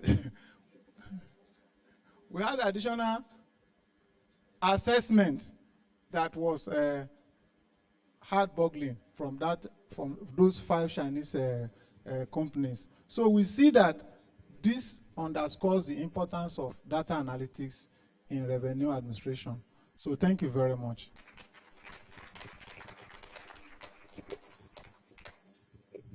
Thank you very much, the presenter. Very interesting presentation. We will still have you here just for a while. And we want to apologize for the technical glitch also, but we will still announce the result of the election. All right, so we will just take a few questions. My CD may make a comment as usual, and just 2 or 3 questions, and we'll go on to the town hall. My CD, sir. Thank you, Director, for your presentation. We all know we'll be nowhere without data. That's the truth, and that is our future, especially we in an emerging taxpayers group. Those in the large, probably because of the consultants that do their accounts, they can self-declare. They will be honest. But for us, we have to really rely on data. And it will surprise you to know that through our collaboration with TDMD, we have found taxpayers whose turnovers are over 10 billion naira without even a TIN. Without a TIN, and we have them in thousands. It is our own duty to collaborate, to get information and point out to you. It is in one of the KPIs for this year. In my presentation yesterday, if you could remember, I said we have about 29,000 inactive. When we say inactive, just like the clarification made by Madam Angela yesterday, those 29,000 are those taxpayers that are inactive and have bank transactions gotten from TDMD. So we'll continue to work together. Please leverage on it. We'll have potentials there, a lot of it, please. So when you receive these informations, work around it. Thank you very much. Thank you, my CD. The Chief Barrister Iropai may want to have just a comment, and just in 1 minute, sir. My CD, sir, directors and tax controllers and every other person here. Just a little observation. The tax data management department have set it up, but there's another little important data that we need to gather that will help field officers. You know, when taxpayers give you all the information about their bank statement, their financial report, every other statement, that you may not find their correct address, or you may not find their correct information there.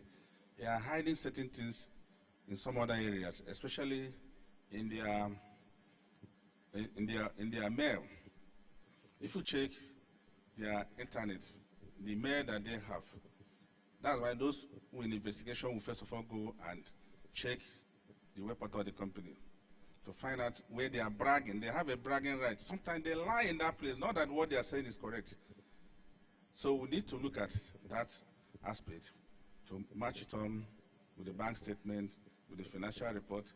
And if you say, yes, it's also good to help in the aspect of curiosity because they are curious. They want to hide certain things.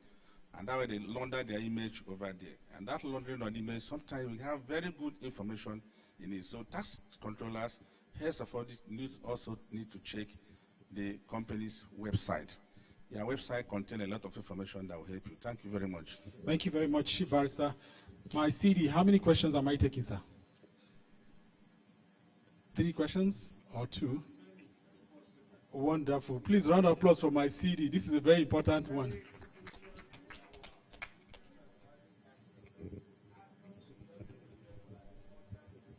Reasonable and important.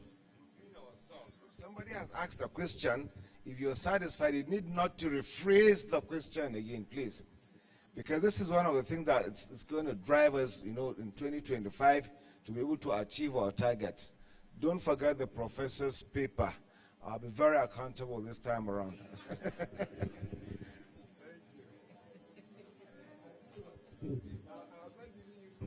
All right, the CD has said it, but I know you use wisdom not to ask too many questions.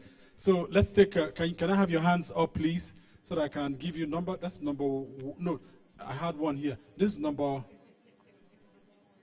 okay, I have number 1 there, number 2, number 3, and number 4, then 5. Are you noting them? There's number 1, so where do you start from? All right, quickly, number 1. All right, so 5, it's okay. Thank you.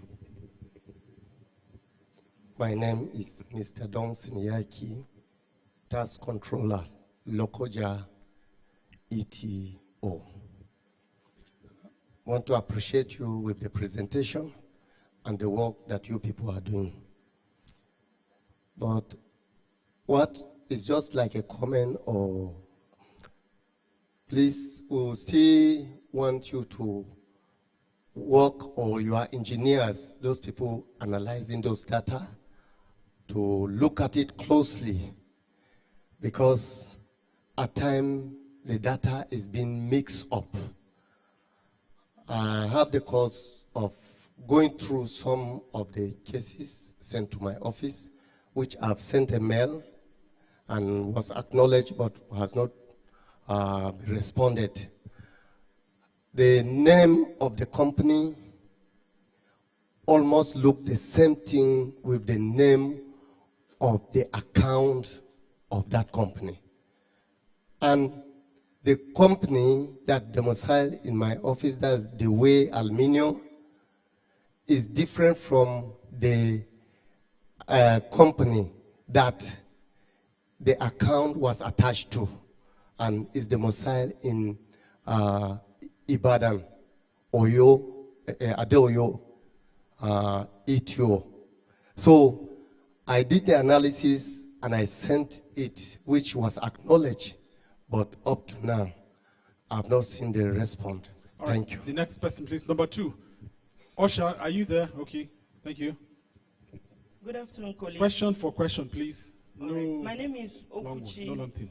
My name is Okuchi Nochiri, Task Controller, Lube ETO. All right. Thank you, sir, for the presentation.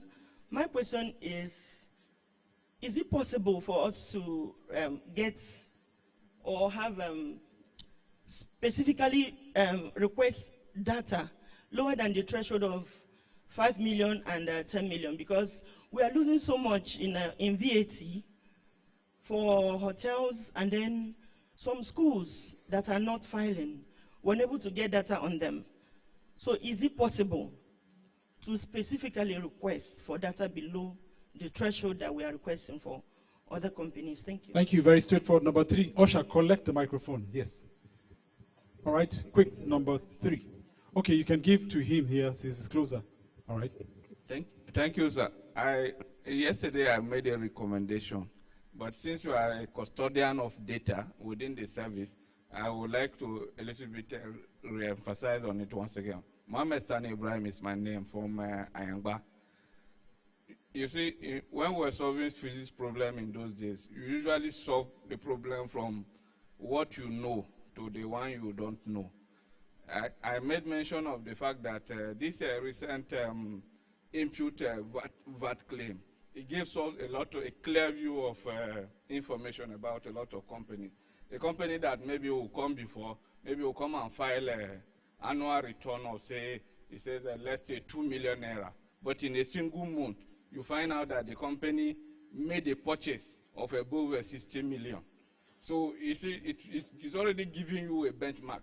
So how can you now say you made, let's say in the whole year, you made a purchase of about, let's say 500 million, only for you to come and file an annual return. But on our own side, by the time we want to get access to those kind of information, like we used to get in the work portal of those days, it's not there. So I would like to recommend you at the data section, please make this information readily available to us so that we can easily access it. Secondly, sir, I recall when I was in Sapele in those days, you find out that Eternite is a very big company, it's into production. Eternite have a lot of suppliers. Those suppliers, the Eternite will pay them, give them VAT, since they are not allowed to withhold a source. But at the end of the day, most of those VAT being given to those small suppliers, they end up not paying. So if we already know Eternite and it's a big company, why don't we maybe go a long way in attempting to withhold VAT from major organizations that we already know, instead of allowing it to go into smaller individuals that could be lost on the way. All right, thank you. The next question, please. That's the second to the last question now. Yakubu Chewin from Lugbe ETO, head of RPP. I want to just encourage the data mining department, and my own question here is just that, is it that they don't have enough staff, that sometimes they will say that they have enough or too much work on their table, they should hold on. So I want to encourage that if it is possible that they can increase the staffing of that department so that they will be able to do more. Thank you. All right, let's take the last question now. Sir, all right. Good afternoon. I'll stand on the existing protocol.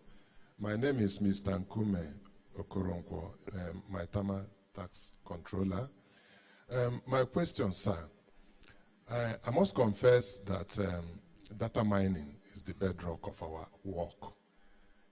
We cannot do without it. Every now and then, my staff will always come with requests for me to sign to your office for a response to help us in our work. But then, we normally experience, will I use the word delay? Because I wouldn't know what is the appropriate time for response. Now, I'm privileged to have you here. The time we normally get response, 2 weeks, 3 weeks. And I ask her, is that the exact time that we're supposed to? Or is there anything that we should have done differently to quicken the process? Thank you, sir. All right, thank you very much. That will be all for the questions. May I hand over the microphone back to the presenter for the response. May I also remind you that we're being streamed live on YouTube. So you can tell your friends, tell your colleagues, they can join us for the town hall later. We are being streamed live on YouTube. Right from all over, they can be part of this program. All right, sir. Yeah, thank you very much for these questions. I will attempt them as much as possible, and that's why I took the details of the people that asked the questions. My details were also displayed. If you don't, you can get it from the organizers, so that we can dig deeper than what somebody will just stand here and say. For the first person, I cannot pronounce the name very well, TC Lokoja ETO.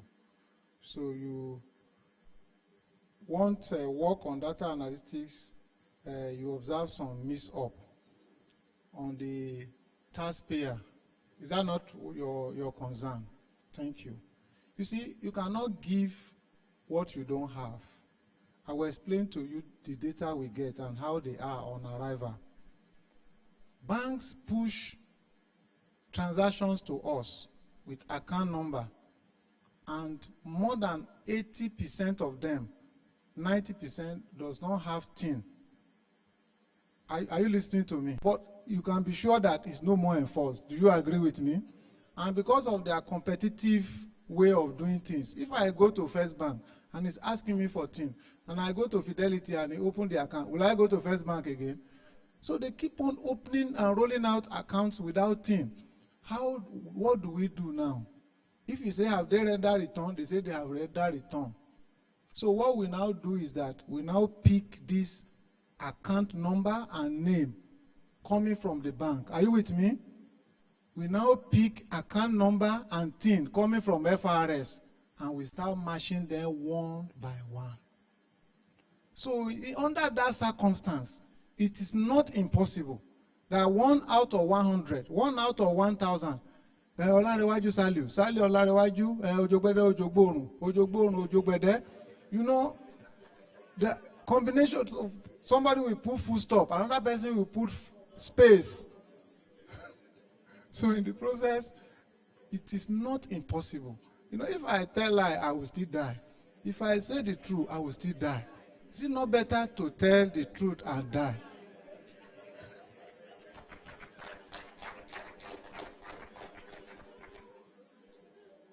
So, I don't know whether it's Madam Okushi or the TC Lugwe. Is it possible to get data below the threshold? With God, all things are possible. See, I explained earlier, I said that the section 28 gives a threshold. However, other sections give FIRS the right to ask for specific information beyond the threshold. Are you with me? So we have some applications that can ask bank to give us statement of account of a particular taxpayer. So if you risk profile the taxpayer you are dealing with, you know that paper will come from it. I don't know whether you understand what I'm saying now. Specifically, you can ask for further information about that taxpayer now, even below threshold. I may also need to point you to the future. I don't know whether you have peeped into the tax bills that are to be approved. What did you notice on threshold? Who can tell me? If you have looked at it on threshold, what is the threshold in the new bill? For companies. And that 50 million cumulative, if you notice it. For individuals, 25 million cumulative. So I don't know whether it will help us. I've raised it, but nothing has been done. Which means that even for companies, if you make transaction of 20 million and 10 million, which is just 30 million within a month, you understand now, it's still below 50 million cumulative. That will not even come, which will have come under this regime. So that is the future for us. However, we are working assiduously as a country to get what we have now approved. Then further amendments can come in. So that is why I say with God, all things are possible. I have Mohammed Sani from Ayungwa. Your first question is not clear to me. I will get it out of this class. Then the second question on the issue of a supplier, that I didn't get that question either. So maybe it's a suggestion. So if you need me, we can discuss at length. You can discuss with him later. Yes, for Mr. Yakubu from Lugbe, is asking that the tax data management, is it staff? So you are not talking to the right person. If I say it's staff, can I recruit? So thank you very much, my brother. Thank you. So the question is not that. When you are fighting people in church, you are coming late. The late comers are still at home. So leave the one that are in the church. So the last one is asking delay in getting responses. Now, you can imagine a department that is attending to all the tax offices. So my advice, the person was asking, what can I do better? Abi, what you can do better, send small requests at a time. I don't know whether, that's what I tell people. Now, some people, as we are sitting down here, they are still accumulating their list since January to date. When they now send it, they send 2,000 taxpayers. If I start processing your own, till tomorrow morning, I will not work on another person's own. So when data requests come, the one of 1, 2, 10, maximum, 50 taxpayers, you understand now? We keep on pushing that one out. Why the one of 2,000 will still be looking at it? So send the request in bits. So as we give you the first 50, you are working on it, you give us the next 50, then everybody all over the nation will be enjoying the data analytics. But don't send, and don't call me before sending data. Send your data before calling me. Because if you call me, the data has not even reached me. Am I correct? Yeah, so that call is no action yet. Then on the analyst portal, the request is mail analyst portal. You understand now? If you note that your request is sitting on the analyst portal and it's not being attended to, please send a mail to me and the code. So I will find out that is if I'm still there next week anyway. So, so we'll find out what is happening and we'll fast track it. Thank you very much. Thank you very much. Please, once more. Sir, can you just hold on? Please, can you put your hands together once more for Mr. Saliu Olarinwaji for a very important, okay, yes, the CD is standing up. Thank you. Thank you. This is a very important discussion, and I know it will go a long way in carrying out your assignment. You may be seated now. Thank you very much, sir. You can take a bow and go back to your seats now for a very incisive, very pragmatic, and very practical presentation. Like I told you, we are finally coasting home, but we are going to go into the meat of why we are here today, which will be the town hall. To set the rules for the town hall, my name is Frank. There are only 2 Franks in this hall. Probably any other Frank will be a counterfeit. May I call on my brother Frank Obaro to come forward very quickly to set the tone and the rules for this town hall. Thank you, Frank. Thank you very much, sir. Good afternoon, everyone. We're gradually coasting to the end of our 2-day retreat, and I think we've all done well, and we deserve a round of applause for ourselves. So going into the town hall meeting, which in itself it's a conversation between every one of us, will be led obviously by the coordinating director, Emerging Taxpayers Group, who would come forward to sit on the podium here. And then joining him is Director Lagos ETD, as well as Acting Director North.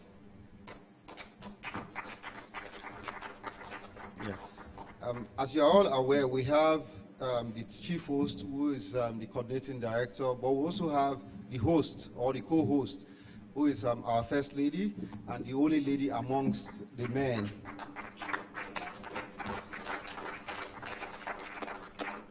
So she will be moderating this session. You have all submitted your questions, and the questions are already, they will be displayed on the screen. And the questions will be answered by the distinguished panel sitting here, and that will be moderated by Mrs. Fadeke Oyeni. So she would come forward now, give a background, and then we'll take the questions. Your floor, ma. Thank you very much. My coordinating director, Alhaji Kabir Haba, PhD, Director, Lagos, Emerging Taxpayers Department. Emerging the Taxpayer Department North. You are welcome on this high table. I'm honored today to be your moderator. Since yesterday, we have been discussing about the way forward, harnessing technology and innovation for tax compliance. We've set performance metric, and this is our own town hall meeting. I want you to be free. I want us to deliberate. If you want to get different results, you must be able to do things differently. So, I want to reiterate our performance metric before I go to the questions. And don't forget, we have the barcode here. If you have not submitted your question, please do so. The people from North Central, you are not excluded.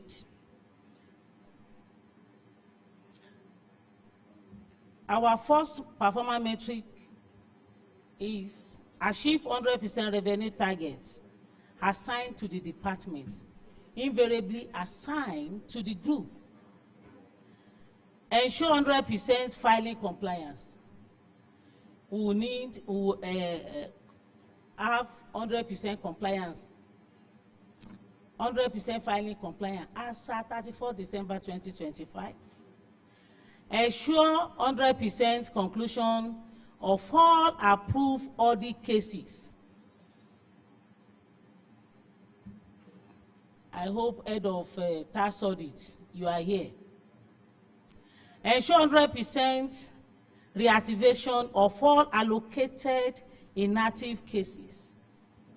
But we are not ignorant of, it's possible, which I'm sure you will have concern for you not to meet up this performance metric. This opportunity for you to open up. Apart from your concerns, we need your strategy, because that's what will complete this retreat. We don't want to do things differently, just come, eat, talk, and go back.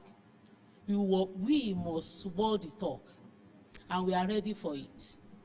I know our target is achievable, and my CD is here to address all your concerns, supported by other directors, and I will call 1 or 2 or 3 people in our midst that have strategy too, so that we'll do this work together.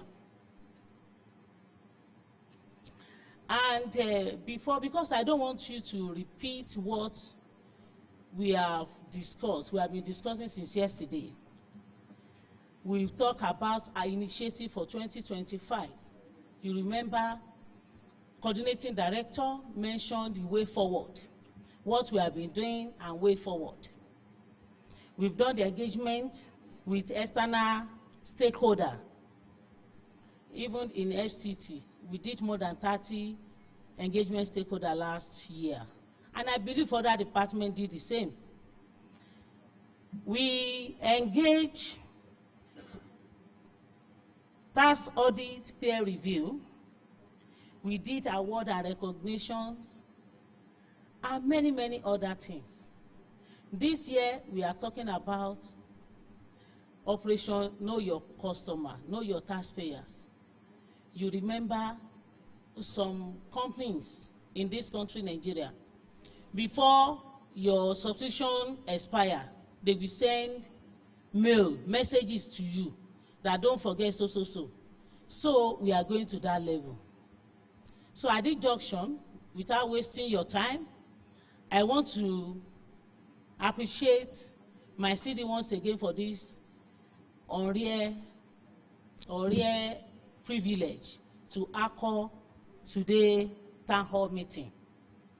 So please, I want to give you 1 minute.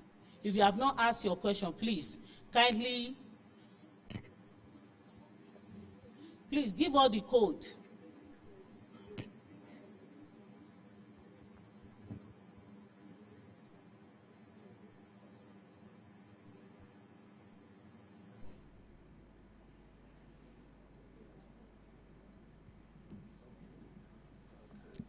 Sir, The first question is on GIVMIS, and I believe that you are the only person that can bail us here. And the question is, what's the way forward on GIVMIS? And please, my Oga, you permit me to give you an hint. When Acting Director FOMD was talking about compliance this morning, filing compliance, I'm telling you that most of these companies in emerging taxpayers group, they file, but they couldn't complete their filing due to withholding tax credit, which has not been uploaded in the tax program. Am I speaking your mind? Yes. So, my coordinating director, what's the way forward? Thank you very much. GIVMIS, Government Integrated Financial Management Information System. A lot of us don't even know what that GIVMIS stands for. That's the truth. You see, it was something that was proposed to make it easy and seamless for especially government contractors. When they do their contracts, taxes are deducted and they get their money swept and they get their credits instantly. But it takes a lot of stakeholders to make this happen. At the moment, it is still work in progress. It was of a great concern to me, especially for a number of years. But we have not devised a means pending when it becomes a reality, that if you have such cases, we had provided a step-by-step guide on what these taxpayers are expected to do, which is the same thing we eventually, integrate it into our tax ProMax system. For now, it is still work in progress. Let us bear with the system. You all know if it is something that has to do with the FIRS alone, would have done it. If it is the purview of what the CD can do, I would have done it. But there are a lot of stakeholders when it comes to this GIVMIS integration. For now, it is still work in progress. Manage it when you have such cases. There are step-by-step guides on how you're going to do it pending when it comes on board. Thank you. Thank you, sir. I hope that's a comfortable zone for you. I need your, this is interactive. Okay. So on the issue of fintech, Acting Director TMD has responded to a lot of questions. And I know our concern, which he addressed too. And on the issue of fintech, he mentioned it. And I want you to know that even if it says doing a proposal, our CD, so that because of the threshold, I know all this fintech could or something, majority of the money going in, they are just small, you see, and a little drop make an ocean. So before you know it, they are running to billions. So I will not ask question on fintech. Sally Olariwaju has already addressed it. Another issue is, another question go to Director Lagos, and it's on the issue of this company that they could not allocate the address, they could not locate the address of the company. They are asking for the way forward. What's the next? They've done the best review. They tried to send the letter could not be delivered. The address in the tax program is different from what is in the, they could not locate it. They will get there, another, maybe it's residential or another company occupied the place. So can you give us an insight how to resolve the issue? Thank you, Madam. Since yesterday, we have been deliberating, and I think the word collaboration has been coming up every time. If you have done everything needed to be done, and you could still not get the address of a company, the director, data management department this morning equally told us there are so many problems in this area. So we could partner, we could collaborate with the data mining department within the service. But going outside the service, CAC that actually registered these companies could not tell us they could not locate them. So, but that will take us a bit further because it cannot be done at our level. If we need to get the real address of the company, probably we have to write through our CD, and the CD could take it off from there. That is one way. The other way is, I don't want to really understand or believe that the email of the company, probably you are saying, is not correct. I know every year we ask our taxpayer to update their information with us in the office. And I could remember when I was TC, we do that regularly on daily basis. So some of these cases you said they could not locate, probably their consultants can be contacted. I've tried that severally and it worked for me. So if you could not get the address of a company, but you know the consultant of that company, you could make a relationship with the consultant, then trying to find out where is this company. Let me give you an example in my office recently. One of my offices in Lagos, they said they have tried all they could, but they could still not locate the company. So they escalated the case to my office. What we did is to write the consultants. We got the address of the consultants and we invited them for a reconciliation meeting in my office. When he came, he himself was denying the fact that he doesn't even know where the company is. The next thing we told him is that you are a member of a professional body, either ANA, ICANN, or any other association. If you refuse to tell us the address of this particular company, we will write to that association to delist you and blackmail you as a consultant who does not even know what he's doing. At that point, do you know he supplied the telephone number of even the MD of the company to us? So we were able to discuss directly with the MD, and at that point, the MD now said, sorry, he's afraid. That's why he has instructed his consultant not to release the information, and we are able to get the issue resolved. So I think we can explain one or two of these issues. Okay. Let me just add a rider to it. You see, when you say you cannot locate a taxpayer, I don't think there is any emerging tax office that has less than 1,000 taxpayers, probably with the exception of the STOs. You have a lot of taxpayers. And I don't think there's any single office that says cannot locate up to maybe 100 of them. Don't waste your time there. Try all that you can to locate them. If you cannot locate them, work on others. Go to the streets, go to the fields. A lot of them are not registered. So don't waste so much time and energy trying to locate one or two or three. And these days, the way businesses operate, you can leverage, of course, on either their signages, their Twitter handles. There are so many ways that you can do it, so many ways. Because if that company is really thriving, he would have one or two ways to market his products. Via Instagram handles, via WhatsApp, via so many things. But if you do all that, and you cannot locate him, don't waste your energy there. There are a lot of them. I'm sure if I should just take a walk around this Sokoro, you see them conspicuously on our major streets. They don't even have TI, they don't have register. Work on those ones before you begin to even sniff and look around for those you can just not find, please. Thank you. Thank you very much, sir. All the questions as regard wrong address had been addressed. And I want to go to another questions on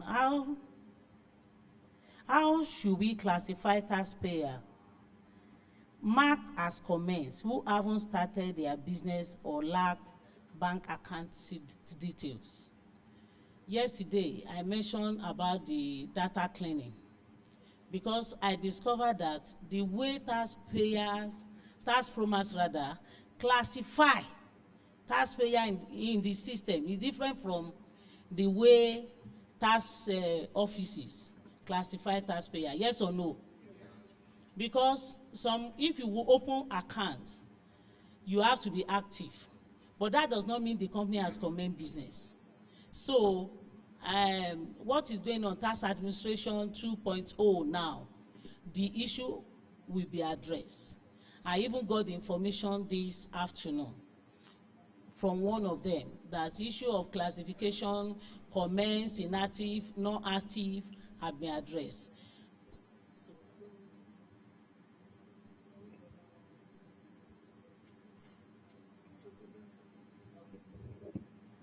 Well, the Tax Pro Max team came to my office on Monday and did a demo on the 2.0 Tax Pro Max levels.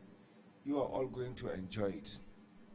I can assure you it's an upgrade to what we currently have now. And don't forget, all these things are work in progress. And I have also stated that if you think there are one or two things that you think we can also impute, that is the essence of this kind of a retreat. You can see the rapporteurs there. I'm going to do a comprehensive report. So if you think there is something that you feel can also be added, we'll incorporate it. And of course, forward to management. And you see, this question still boils down to the question before this. Don't waste your time. You have a lot of them that are active in business and inactive in filing. There's materiality in all that we do. Don't waste so much energy. Has he commenced? Has he not commenced? If he's really into business, you will know and you will see him. So just keep those ones on the reserve bench. Give one or two of your staff to begin to just walk around them at their leisure times. There is so much to work on. We have a lot of files that are really, really viable. Thank you. Thank you very much, sir. Somebody asked this question. There is no information on BIU, that Business Intelligence Unit, on schedule of duty in the new manual from FOMD. So we'll take this one up. This question would have been asked in the morning. Why BIU, Business Intelligence Unit, is not was omitted. So I think we will take. Sorry, the person asking this question, did you see the complete document? Huh?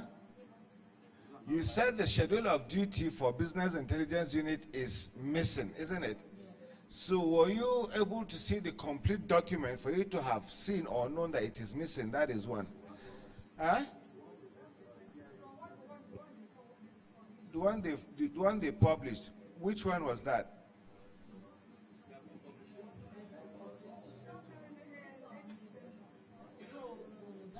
That one is internal audit.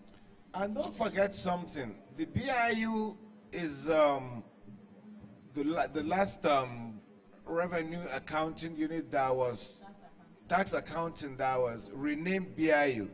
And I could remember at the management retreat, we only did a demo of presenting that SOP, but it's still not concluded. But let it be as it may be. We'll still take note and of course engage them to see. It's a very, very important unit in any tax office, so there's no way that they can omit it. But thank you for the observation. We'll still cross-check and see. If it is, of course, we'll have to just put it back there. Thank you. Thank you very much, sir. This question, I believe, is from Use 3. How can we enhance compliance monitoring to improve revenue collection with the USAID issue currently, impacting some of our major taxpayers? So they'll be coming to me. I know they would have gone to Oga to CD2. So majority of their taxpayers are NGO. So how do we, Oga, over to you too. You are the director, you should answer that question. You see, I'll just be simple in answering this question. We are operating and guided by what the law says we should do, isn't it? And along the line, going by what is happening around the world, if the game is changed, of course, we change our own tactics. For now, I insist, play by the rules, play with what you have with you. NGOs are living fine and good. When did we begin to have NGOs? When?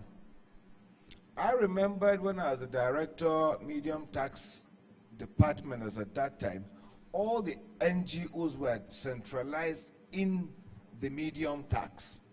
At a point, I was now asked to take them to their respective locations. After some time, they were all passed on to the large taxpayers group. After some time, they now said, okay, fine, any NGO that is operating, let them go to the closest tax office that they do have. Our concern is not the NGO. Non-governmental organizations in their modus operandi are not even supposed to pay any taxes. But because they do things that are taxable, that is why we even put some eyes on them. So for now on that, I still have a valid US visa. I don't want anything to happen to it. So let us concentrate on those ones and see as events continue to unfold. Thank you. Thank you very much, sir.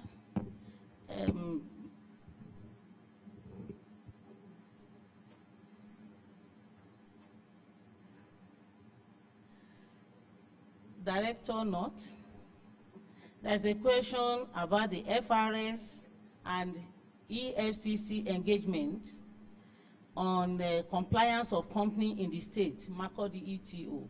Can you give us, they have concern about it.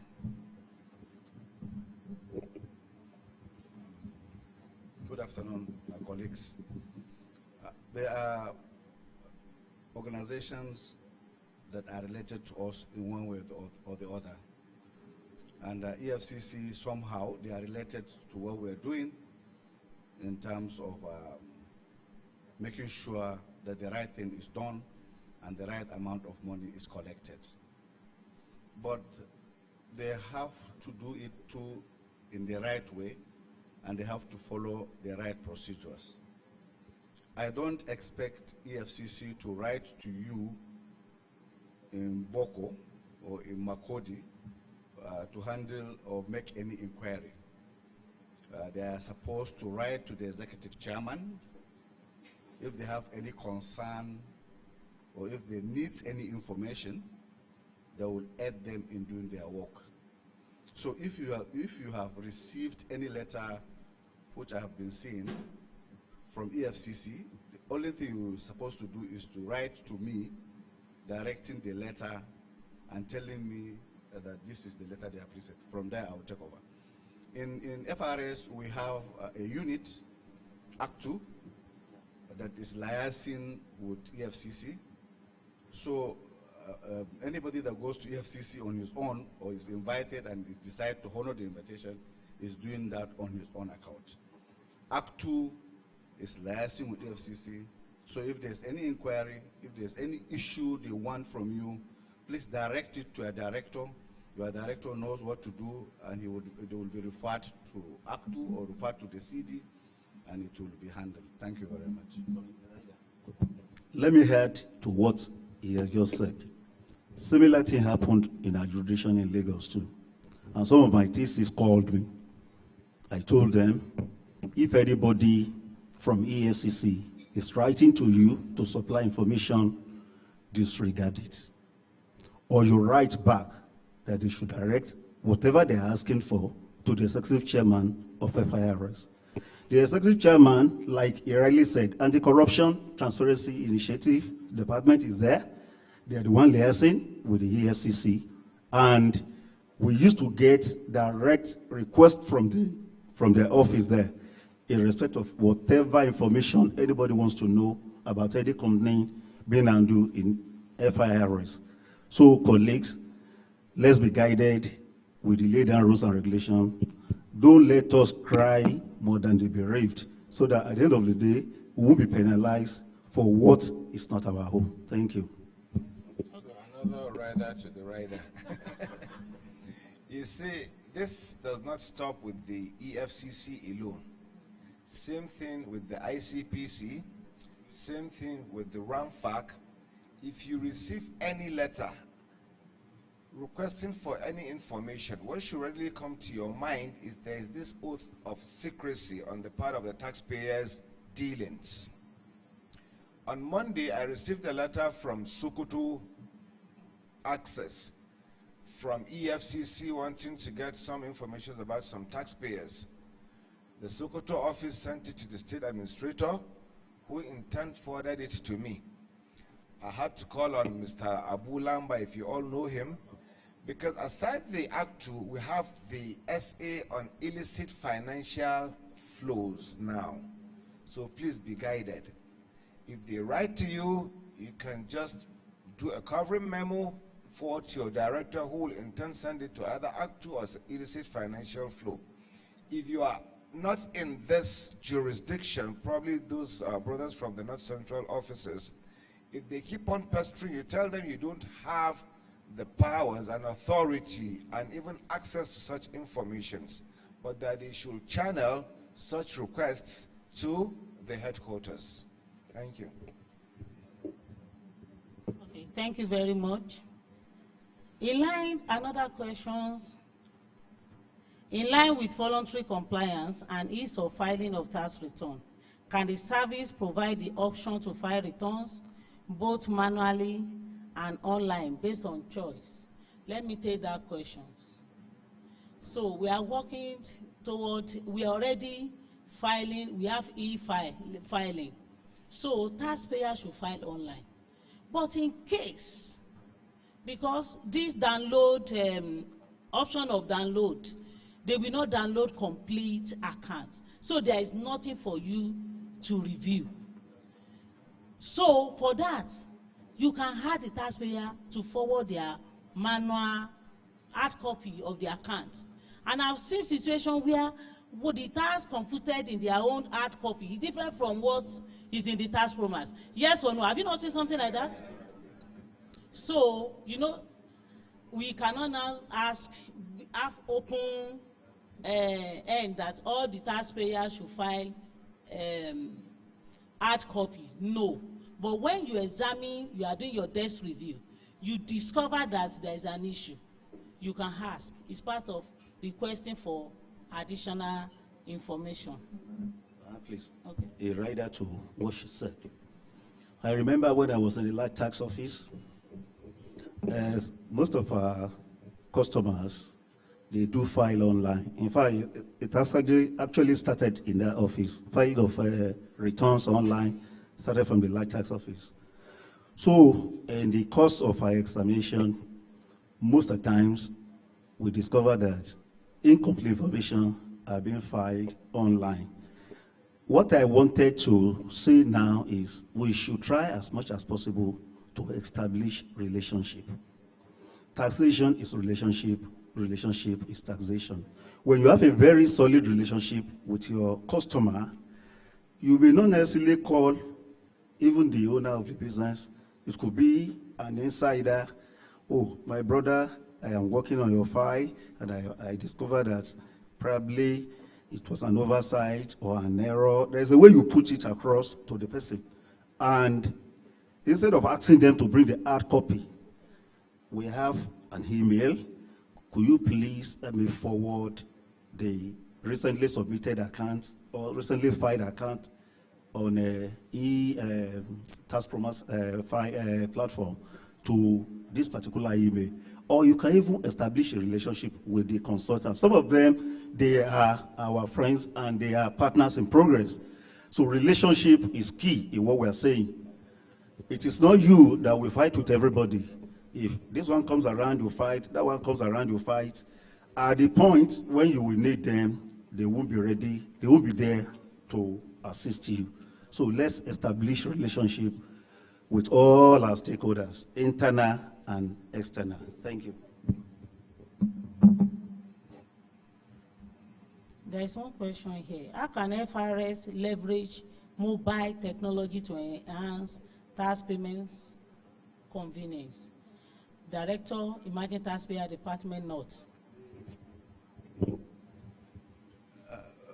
When you look at where we are going in this new dispensation, the management is interested in focusing much on technology, facility, and training.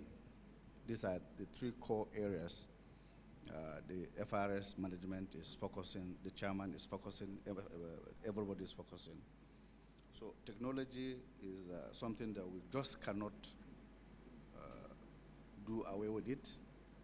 We must embrace technology. We must do everything to use the technology available at our disposal to see that we have collected what we are supposed to collect. So mobile money, has it been transferred? I know the FIRS is looking at it, and instructions will be issued on how it will be taxed. Not yet, we don't have any instruction now, but I know they are looking at it because the focus of FIRS this year is that we go on technology. We make sure that we leverage on technology to maximize our tax collection. So it's too early, but we are waiting for the people that are in that field to bring out rules and procedures on how these things should be done. Thank you very much. Okay, thank you. There is a concern here that a department will be telling the other department that one is superior to the other. Let me give you an instance. When I was a state coordinator, Lagos Mainland East, the investigation department, to be precise now, even their head, there was a time he came to me, that Oga, I have talked to these people, but it seems they are not ready to listen to me. Can you please arrange a time so that I can bring all of them to you? You help me counsel them. As God will have it, that was the time. It coincides to the period we had the new chairman. So he was in our jurisdiction in Lagos. So they were all in that gathering. Immediately after the conversation with the chairman, so the head there marched all of them down to my office. So I sat them down. And I told them, who says because you are in the investigation today, tomorrow, you cannot be taken to even a debt management office, not to talk of a either audit or a tax office. I gave them instances. I started examples of people who have been in the audit, who have been in investigation, but currently manning either a tax office or an audit office. I started a sample of myself. I've been everywhere. So here I am doing an administrative work as a state administrator, as a state coordinator. So I told them the pride in you, you should go and bury it somewhere. Go and bury it. No one is superior to the other. The scope of what we do differs. At the office level, we have to quickly look at the arithmetical accuracy, things, the low-hanging fruits that could give us the immediate results. When you discover that a particular case is before you, like Oga said, it will take a longer time. Why can't we push it over to the audit? Then the audit from there could work. And if there are cases too in audit that is beyond what they can immediately handle, it can be referred to order. I've done that severally.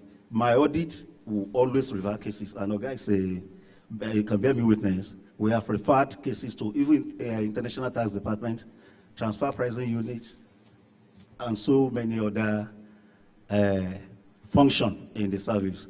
So tell them no one is superior to the other. The fact that you are emerging does not mean that those in medium or other groups are better than you. The same knowledge they have is the same thing you have. The same, what's it called? The same training they have is the same training you have.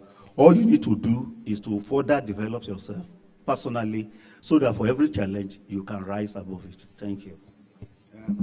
To add to what my colleague has just said, international studies have shown that when people collaborate, when units and departments collaborate, they have higher yield and higher results.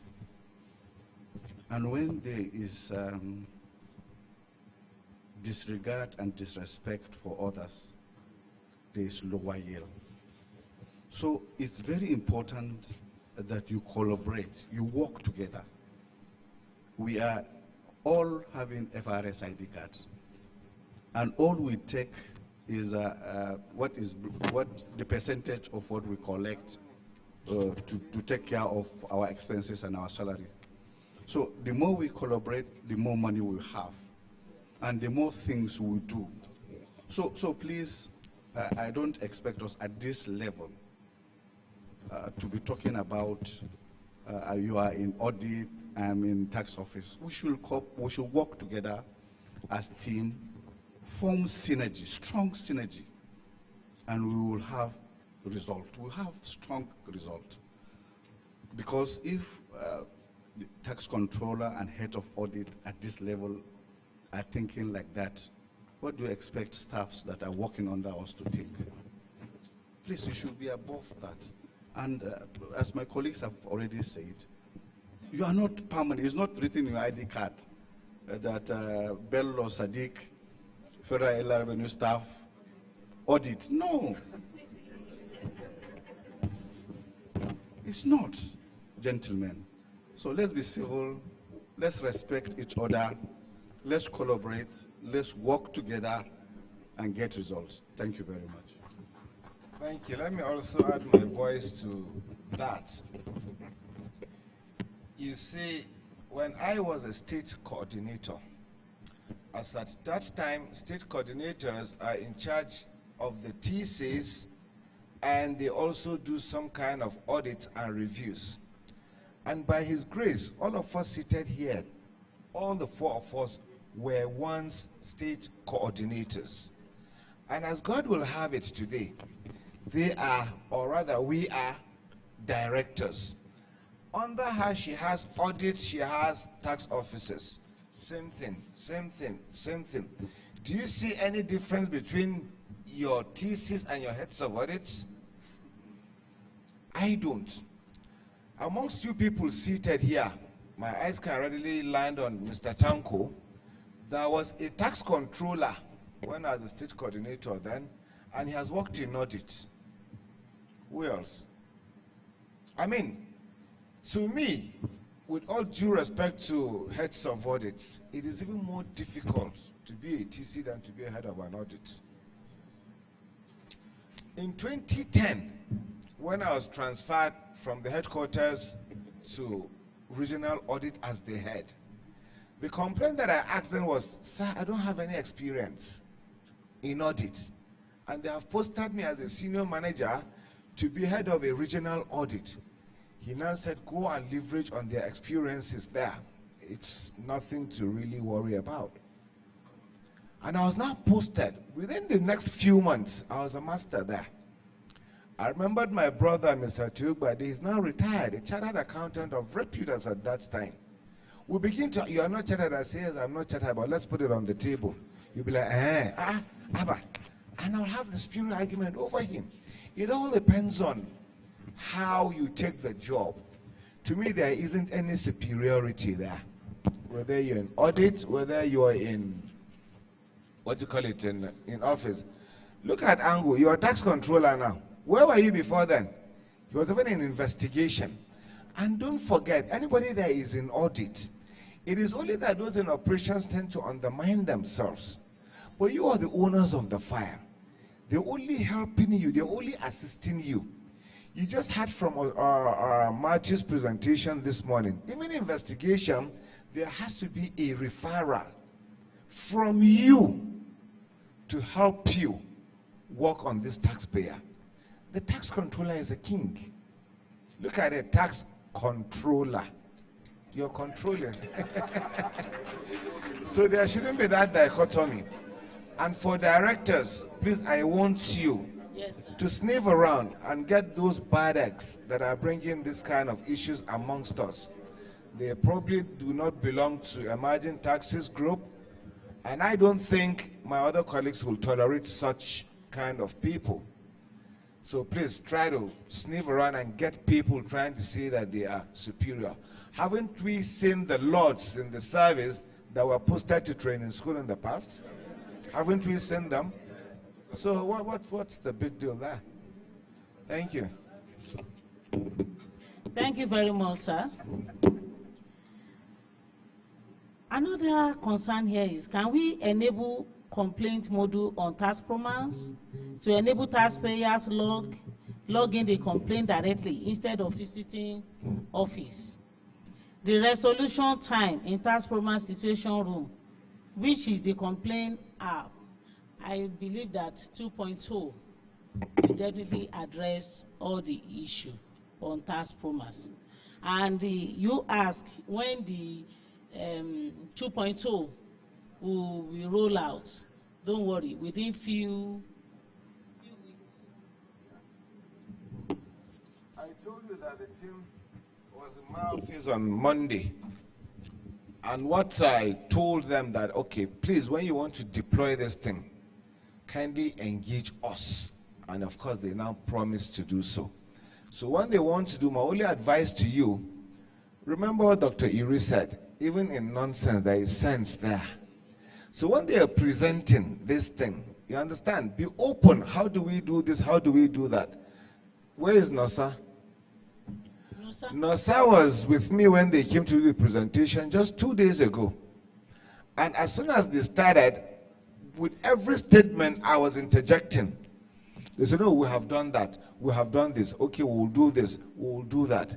And eventually, at the end of it all, we're going to get it right. I remembered when GT Bank did their own upgrade. You would think they are sophisticated and they are there. You understand what I mean? But they just did an upgrade that almost made them lose a lot of customers. And they'll still upgrade. Let me give you this story last year when I went to Rwanda's Revenue Authority. After presenting a very, very beautiful, what do you call it, by the executive chairman of the Revenue Authority there, it was so, you would think they are just there. And I now asked, Mike Ango was with us then, I now asked a question sarcastically. I said they call themselves, not executive chairman, commissioner general. And he's a young guy, said commissioner general. Well done. So with this, I want to believe you're already there at the top. He said, no, my brother, no. So what am I saying? We're still developing this thing. We are still developing. The only thing I want to tell you, if you have this beautiful idea, please just, begin to say it out so that collectively we can, have the heights of standards and machines to work with. Thank you. This is a suggestion that FIRS should do a public notice for taxpayers to come and update their addresses and phone number. Operation KYTP, Know Your Taxpayer, as submitted to their banks. So another one is over 85% of our taxpayers are with turnover of below 25 million. How do we manage this on tax promise that it will not count against our compliance? Because tax promise, there is no segmentation whether you are 25 million below. Is there anything like that in tax promise? Or 25 million and above? So, Director, not. I'm back again. The tax promise as a tool has been very useful to us. The tax promise as a tool has been very useful to us in doing our job. But tax promise is not perfect. Tax promise is not there. You cannot get the compliance program from tax promise. We were discussing with my team in my office. We are looking at where we think tax promise can be improved. And we concluded that if they can make tax promise have a complete compliance program, it will be good. That you go to the tax promise and you click and you have a compliance program. I know going forward is something they will be thinking about because, as I said earlier, one of the area of focus for this year is going to be a technology. So as we are we are putting much time and eyes on technology, it's likely that we get to that level that you just click a button and you see a compliance program. The 25 million is not, we are not saying that you are not supposed to look at them. No, we are supposed to look at them. There are requirements that we expect from them. They're supposed to do filing. Maybe they will not pay tax. So we are looking at you in your office doing your work to make sure that you have gotten them to register, you have gotten them to where they're supposed to be. Thank you. Thank you, Director Nott. Let me just add something on this compliance. It seems we are not all getting it right. When we say compliance program, let me give you an example of, okay, the buffet that we have there. If you now say that it is compulsory that all of us must have lunch before leaving this home, we can all queue up. It will not be surprising to see probably nobody would even touch the pastries there. Somebody will take this, somebody will take that. When I say compliance program, if you have 10,000 taxpayers, if 8,000 of them are below 25, which by law are not supposed to pay, it is as simple. 8,000 remarks column below 25, not expected to file. That is compliance. Are we getting it? So if you have 1,000 and 9,000 are below 25, so 1 to 9, it means, sorry, if you have, let's say, 10,000 and 80,000 of them are below 25, and you state it there, it means you're at already 80% compliance level. I don't know whether you're getting it. So what we're saying is you should be mindful of your taxpayers. That's just what that compliance, because if they are not, if the law says they shouldn't, what should you do? So about compliance, just check and service the files. Okay, you go and file. Okay, you are not supposed to file. You are not vatable. You know, all of them. That is compliance. We're not saying that you must make them go and pay and do it. No. Just accounting for them, that you have accounted for them, that they have done what they're supposed to do. That's all. Okay. Director Lagos. Okay. What are we doing about the waiving of penalty and interest? We house in our wallet.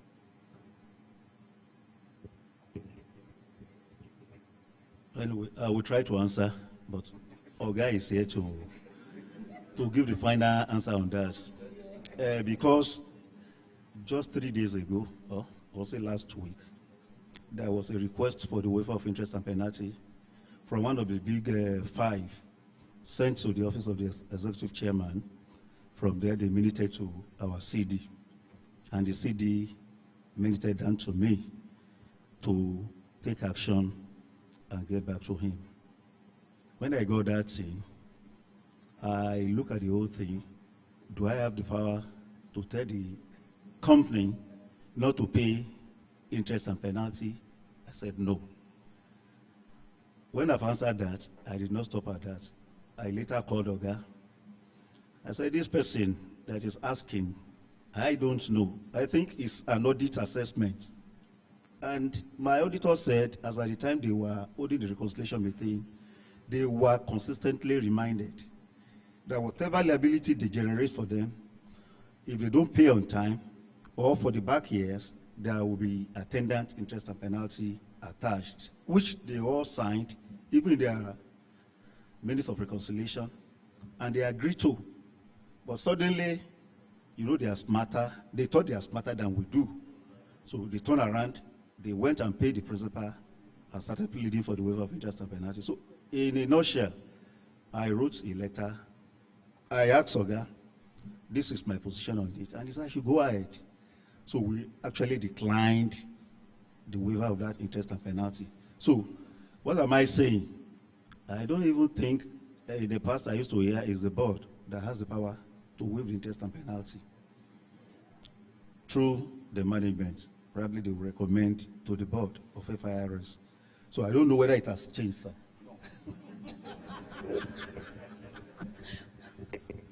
On penalties and interest, how do penalties and interest come about? If you delay government's money, you will be penalized. And you will be charged interest for not paying government's money on time. That is just penalty and interest in a nutshell. In my office as I speak, I have a template. As soon as I mean it to either Frank or Nosa, they exactly know what to do. It's just to change the date, name of the company. Your request is declined. Go and pay to avoid further imposition of penalty and interest. You see, in those days when we were still in our teething periods, with tax pro and all that, that's when we used to give concession. At the point, I'm one of the persons that had objected to any granting of waivers on penalties and interest. I could remember before the last board was dissolved, I think we had a lot of applications that I had to go there and be defending, you know, with the last and dissolved board on penalties and interest. And at a point, there was a time that the service graciously opened a window that if you are able to pay your principal in full, your penalty and interest stands to be waived.